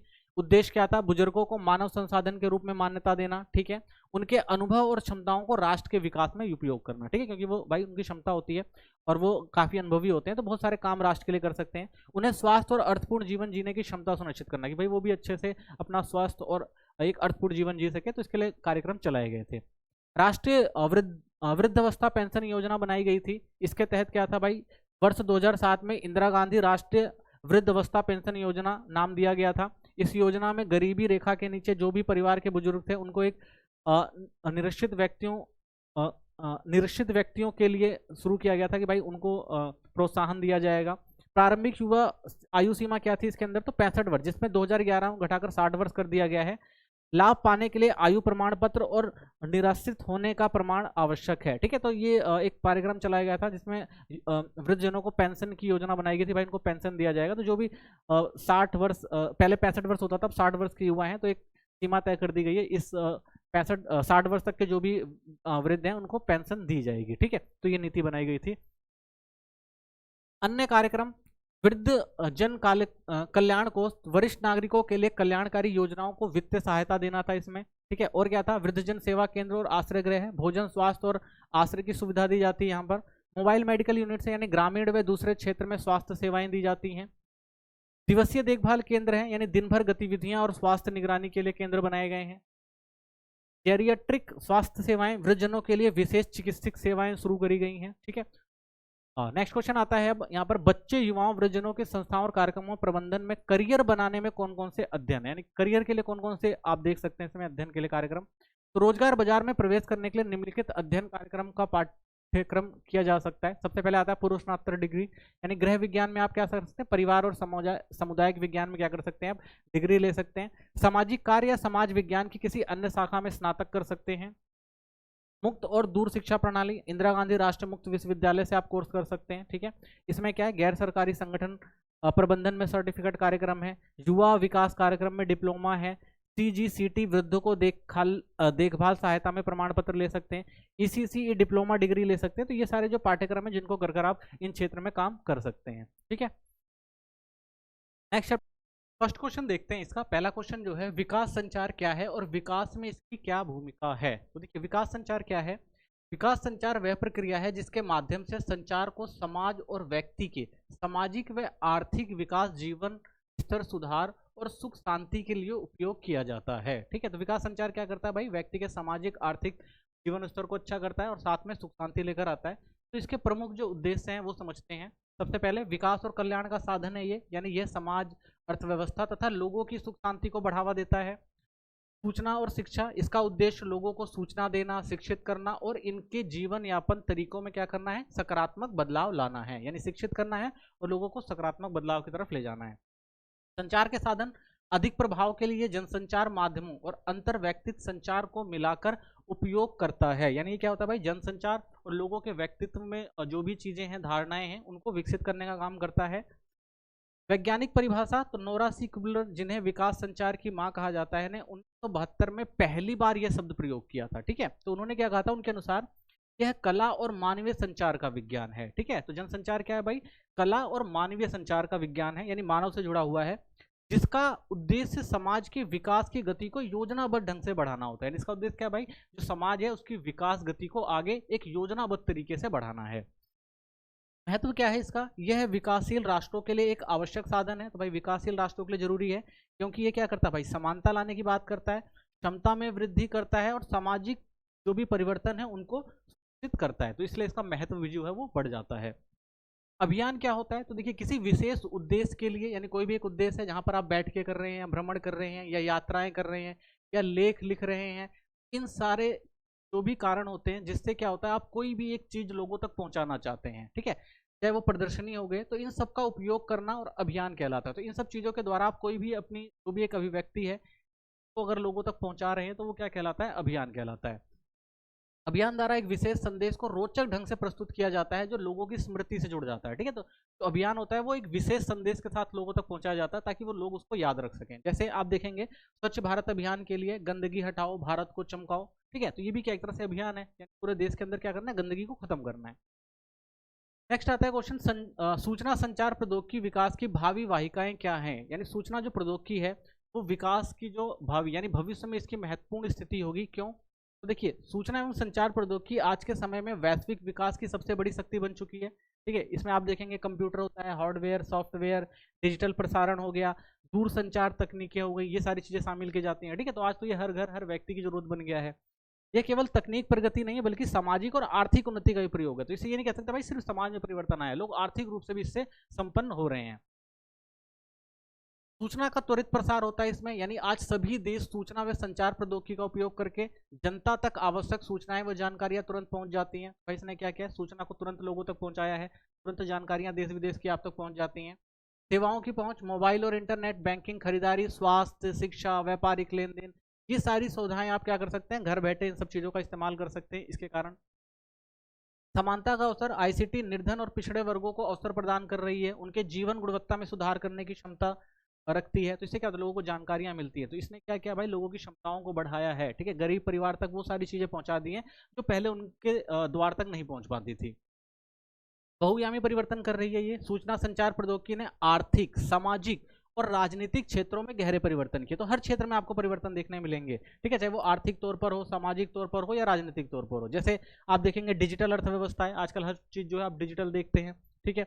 ई गवर्नेंस, यानी आप घर बैठे सरकारी काम करवा सकते हैं, ठीक है ना। डिजिटल लोकतंत्र है, यानी आप अपनी जो भी बातें हैं वो लोगों तक पहुंचा सकते हैं घर बैठे ही, ठीक है ना, वीडियो के माध्यम से। तो ये सारी चीजें क्या है, ये जो है सूचना के कारण ही तो आई हैं। तो सूचना संचार प्रौद्योगिकी ने इसको क्या किया है, बहुत आगे तक लेके गई हैं और भविष्य में और ज्यादा इसमें संभावनाएं हैं। विकास संचार की उपेक्षित विशेषताएं क्या है, तो देखिए विकास संचार की अपेक्षित विशेषताएं, सबसे पहले सूचना, शिक्षा और जागरूकता, यह लोगों को सूचना देने, शिक्षित करने और सामाजिक जागरूकता फैलाने में सहायक होती है, ठीक है। तो ये इसकी एक विशेषता है। दूसरा, समान अवसर और जीवन स्तर में सुधार किया इसने, ये पिछड़े, कमजोर, उपेक्षित समाज के जीवन स्तर को और बेहतर बना रही है, ठीक है, यानी हर कोई व्यक्ति इसका इस्तेमाल करके आगे बढ़ सकता है। विभिन्न क्षेत्रों में उपयोग हो रही है, तो उपलब्धता प्रौद्योगिकी का उपयोग आप देखेंगे शिक्षा में, स्वास्थ्य में, कृषि में, पर्यावरण, हर क्षेत्र में आपको जो है इसका उपयोग आपको देखने को मिलेगा। संवेदनशीलता और प्रशिक्षण, यह लोगों को विकास की प्रक्रिया के प्रति संवेदनशील बनाता है तथा उन्हें समानता, न्याय और निष्पक्षता जैसे मुद्दों के बारे में प्रशिक्षित करता है। आपके जो अधिकार हैं उसके प्रति भी आपको ये जागरूक करता है। संबद्धता को मजबूत करता है, यह सरकारी संस्थाओं, सरकारी संगठनों और जनता के बीच आपसी संबंधों को मजबूत करता है, यानी लोगों की पहुंच जो है वो आसानी से इन माध्यमों तक हो गई है, ठीक है, जब से ये दूरसंचार आया है। तो इसने क्या किया, विकास संचार ने किया भाई, लोगों की पहुंच को आसान बना दिया है सरकारी और गैर सरकारी संगठनों तक। ज्ञान और कौशल का विकास होता है, इसका उद्देश्य छात्रों, पत्रकारों, अभियान चलाने वालों और मीडिया परिवार को ज्ञान बढ़ाना और उनके व्यवहारिक कौशलों को सुदृढ़ करना। तो ये क्या करता है भाई, लोगों के ज्ञान और कौशल को बढ़ाने का काम कर रहा है। समुदाय रेडियो आकाशवाणी से किस प्रकार भिन्न है, तो देखिए सामुदायिक रेडियो और आकाशवाणी में क्या अंतर है। तो जो प्राकृतिक स्वरूप अगर देखें तो सामुदायिक रेडियो नया, स्थानीय और इंटरेक्टिव माध्यम है जो समुदाय के द्वारा समुदाय के और समुदायों के बारे में बताता है। तो ये केवल समुदाय के लिए होता है। वही जब हम आकाशवाणी की बात करते हैं तो ये राष्ट्रीय स्तर पर सरकार द्वारा संचालित पारंपरिक स्टेशन है, ठीक है। तो ये क्या होता है, ये राष्ट्रीय स्तर पर चलता है और सरकार द्वारा संचालित होता है, ये समुदाय द्वारा संचालित होता है, ठीक है। उद्देश्य और लाभ, समुदाय रेडियो लाभ के लिए नहीं बनाया जाता, इसका उद्देश्य स्थानीय समुदाय, गरीब उन्मूलन, लैंगिक असमानता कम करने, स्वास्थ्य व स्वच्छता संबंधी जागरूकता फैलाने तथा जन भागीदारी सुनिश्चित करने के लिए होता है, ठीक है। तो ये क्या है, एक लोकल लेवल पर लोगों के लिए जागरूकता फैलाने का काम करता है। वही जब हम आकाशवाणी की बात करते हैं तो इसका उद्देश्य राष्ट्रीय स्तर पर सूचना हो गया, शिक्षा हो गया, संस्कृति और मनोरंजन उपलब्ध कराना होता है। सामुदायिक भागीदारी, सामुदायिक रेडियो स्थानीय लोगों को अपनी आवाज और समस्याएं व्यक्त करने का मंच देता है, वहीं आकाशवाणी में श्रोताओं की सीधी भागीदारी सीमित होती है, ठीक है। तो ये इनके में अंतर है। आईसीटी का उपयोग विकास संचार के सशक्तिकरण उपकरण के रूप में किया जाता है, इसके 6 उपयोग बताइए। तो देखिए आईसीटी जो आपका है, सूचना एवं संचार प्रौद्योगिकी, लोगों तक सूचना पहुंचाने और इन्हें सशक्त बनाने का एक प्रभावी साधन है। इसके प्रमुख उपयोग इस प्रकार हैं। सबसे पहला, मोबाइल फोन ने कोविड-19 में महामारी के दौरान बाजार, सामाजिक व्यापार और सार्वजनिक सेवाओं को सुगम बनाया था, ठीक है, ये एक फायदा आप देखते हैं। दूसरा, सरकारी सूचनाएं जैसे कोरोना संबंधी जानकारी सबसे पहले मोबाइल द्वारा ही पहुंचाई गई थी कि भाई कौन कौन से क्षेत्र में सबसे ज्यादा ये चीजें हो रही हैं। आर्थिक सेवाएं, बैंकिंग, वित्तीय लेन देन, विपणन, वितरण और रोजगार आईसीटी के माध्यम से आसान हो गया है, ठीक है। शैक्षिक सामग्री, अब इंटरनेट पर मोबाइल फोन के जरिए सारी शैक्षिक सुविधाएं आपको मिल जाती हैं। ऑनलाइन शिक्षा और परीक्षाएं, शिक्षक कंप्यूटर और मोबाइल के माध्यम से आयोजित कर रहे हैं आजकल, ठीक है, परीक्षाएं भी जो इसी के माध्यम से होती है। सामाजिक आर्थिक बदलाव, लोग मोबाइल द्वारा बिल भुगतान, ऑनलाइन स्वास्थ्य परामर्श, विश्व भर के लोगों से जुड़ने में क्या हो पाए हैं, सक्षम हो पाए हैं, ठीक है। तो ये सारी किसकी देन है, ये आईसीटी की ही तो देन है। रेड रिबन एक्सप्रेस क्या है, इसके प्रमुख उद्देश्य एवं विशेषताएं लिखिए। तो देखिए रेड रिबन एक्सप्रेस एक विशेष रेलगाड़ी थी जिसे भारत सरकार ने एचआईवी एड्स के प्रति जागरूकता फैलाने के लिए चलाया था। ये 2007 में शुरू की गई और एक विश्वव्यापी परियोजना थी, तो पूरे देश में चलाई गई थी ये। रेलगाड़ी के माध्यम से लोगों को जागरूक करना था एड्स के प्रति। तो मुख्य विशेषताएं क्या थी? ये देशव्यापी अभियान था जिसमें उद्देश्य HIV एड्स के बारे में जानकारी और जागरूकता फैलाना था, इस महामारी के बारे में लोगों को बताना था। यह रेलगाड़ी एक वर्ष में 900 किलोमीटर से अधिक चली थी। इसने 180 जिले हॉल्ट स्टेशन कवर किए थे और लगभग 43,200 गांवों में कार्यक्रम आयोजित किए थे। इसमें 7 कोच थे जिसमें HIV एड्स की शैक्षिक सामग्री प्रदर्शित की गई थी। ठीक है, तो एक बड़ा अभियान था लोगों को जागरूक करने का। इसमें interactive touch screen, 3D model, LCD projector, लोक प्रदर्शन मंच, परामर्श कक्ष और 2 डॉक्टरों के कैबिन मौजूद थे। यानी हर बेसिक सुविधाएं इसके अंदर थी ताकि लोगों को जागरूक किया जा सके। प्रदर्शनी ट्रेन में कलाकारों द्वारा नुक्कड़ नाटक, लोकगीत, कहानियां, समूह परामर्श और रेडियो के जरिए जानकारियां भी दी जाती थी। ठीक है, तो लोगों को जागरूक किया जाता था बीमारी के बारे में। इसे राष्ट्रीय एड्स नियंत्रण संगठन NACO, नेहरू युवा केंद्र संगठन, यूनिसेफ, एड्स और भारतीय रेलवे ने मिलकर संचालित किया था। ठीक है, तो बड़े पैमाने पर चलाया गया एक कार्यक्रम था ये।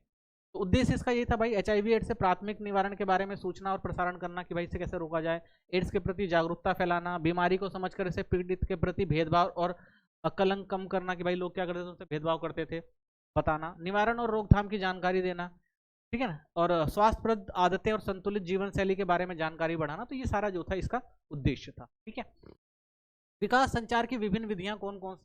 ठीक है, विकास संचार समाज के सामाजिक एवं आर्थिक विकास के लिए संचार माध्यमों का उपयोग है। इसके प्रभावी बनाने के लिए विभिन्न सारी विधियां अपनाई जाती हैं। ठीक है, प्रमुख विधियां कौन सी हैं? सबसे पहले अभियान किसी विशेष विषय पर लोगों को जागरूक करने के लिए चलाए जाते हैं। ठीक है, इसमें नारे, पोस्टर, रैलियां, गीत, नुक्कड़ नाटक आदि का उपयोग किया जाता है। उदाहरण, साक्षरता अभियान, स्वच्छ भारत अभियान, पोलियो अभियान। ठीक है ना, ये क्या थे? अभियान थे। रेडियो और टेलीविजन ये संचार माध्यम है जिनसे बड़ी आबादी तक संदेश समय पर पहुंचाया जाता है। ठीक है, रेडियो ग्रामीण क्षेत्रों और निरक्षर जनसंख्या तक पहुंचाने में प्रभावी थी। ऐसे टेलीविजन चित्र और ध्वनि के माध्यम से संदेशों को अधिक प्रभावी और आकर्षक तरीके से पहुंचाती है। जैसे दूरदर्शन पर कृषि दर्शन हो गया, आकाशवाणी के स्वास्थ्य कार्यक्रम हो गए, क्या करते हैं? लोगों को जागरूक करने का काम करते हैं। ठीक है, फिर आता है मुद्रण माध्यम, जैसे अखबार हो गया, पत्रिकाएं, पोस्टर, पैम्पलेट, पुस्तकें सूचना के प्रसार में उपयोगी होती हैं। ये सस्ती, आसानी से उपलब्ध और विश्वसनीय विधि है।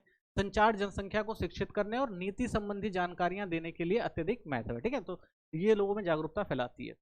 मुद्रण माध्यम का प्रभाव क्या है? मुद्रण माध्यम के द्वारा संदेश स्थायी रूप से उपलब्ध है जिन्हें बार बार पढ़ा जा सकता है। ठीक है, समाचार पत्र पत्रिकाएं न केवल सूचना प्रदान करती हैं बल्कि जनमत निर्णय में भी भूमिका निभाती हैं। ठीक है, लोग इसमें भागीदारी लेते हैं। ग्रामीण क्षेत्रों में पोस्टर और पैम्पलेट लोगों तक सीधी जानकारी पहुंचाने का आसान तरीका है, सीधे लोगों तक जानकारी दी जा सकती है। सूचना एवं संचार प्रौद्योगिकी आधुनिक युग में विकास संचार की सबसे बड़ी विधि है ये। ठीक है, इसमें computer, mobile phone, internet, email, social media और डिजिटल प्लेटफॉर्म शामिल हैं। इसमें शिक्षा, स्वास्थ्य, बैंकिंग, कृषि और व्यावसायिक सेवाएं आसानी से लोगों तक पहुंचाई जाती हैं। ठीक है, ये दूरस्थ क्षेत्रों में पिछड़े वर्गों तक विकास संदेश पहुंचाकर समानता और सहभागिता को क्या करता है? सुनिश्चित करता है। विकास संचार में कार्य क्षेत्र और जीविका के अवसरों का वर्णन कीजिए। तो इसमें कौन कौन से कार्य क्षेत्र है जिसमें आप जीविका कमा सकते हैं? तो विकास संचार एक उभरता हुआ क्षेत्र है जिसमें रोजगार और करियर की अनेक संभावनाएं मौजूद हैं। इसके 3 प्रमुख क्षेत्रों में बांटा जा सकता है। तो 3 प्रमुख क्षेत्र हैं जिसमें आप काम कर सकते हैं। सबसे पहला गैर सरकारी संस्थाएं, जैसे आप विकास पत्रकार बन सकते हैं, रेडियो जॉकी एंकर बन सकते हैं, अनुसंधान कार्य कर सकते हैं, जनसंपर्क अधिकारी बन सकते हैं, स्वतंत्र पत्रकारिता भी कर सकते हैं। ठीक है, दूसरा आपका आता है सरकारी संस्थाएं, जैसे विकास पत्रकार बनना, रेडियो जॉकी एंकर जैसे प्रसार भारती, आकाशवाणी या दूरदर्शन के अंदर, अनुसंधान कार्य व परामर्शदाता बन सकते हैं, विकास संबंधी नीतियां बनाने वाले अधिकारी बन सकते हैं, संचार मीडिया विषय के शिक्षक बन सकते हैं। ठीक है, तो ये सरकारी संस्थाएं हैं जिनमें आप काम कर सकते हैं। ठीक है, तीसरा आता है जनसंचार संगठन। इसके अंदर आप विकास पत्रकार बन सकते हैं, रेडियो जॉकी एंकर, अनुसंधान कार्य, परामर्शदाता या स्वतंत्र जो है पत्रकार। ठीक है, तो ये जो क्षेत्र है जिनमें आपको जीविका के अवसर मिल सकते हैं। ठीक है, तो थैंक्स फॉर वॉचिंग। इसी के साथ ये वीडियो खत्म होती है। चैनल को सब्सक्राइब करें, वीडियो को लाइक करें, कोई कमेंट है तो जरूर।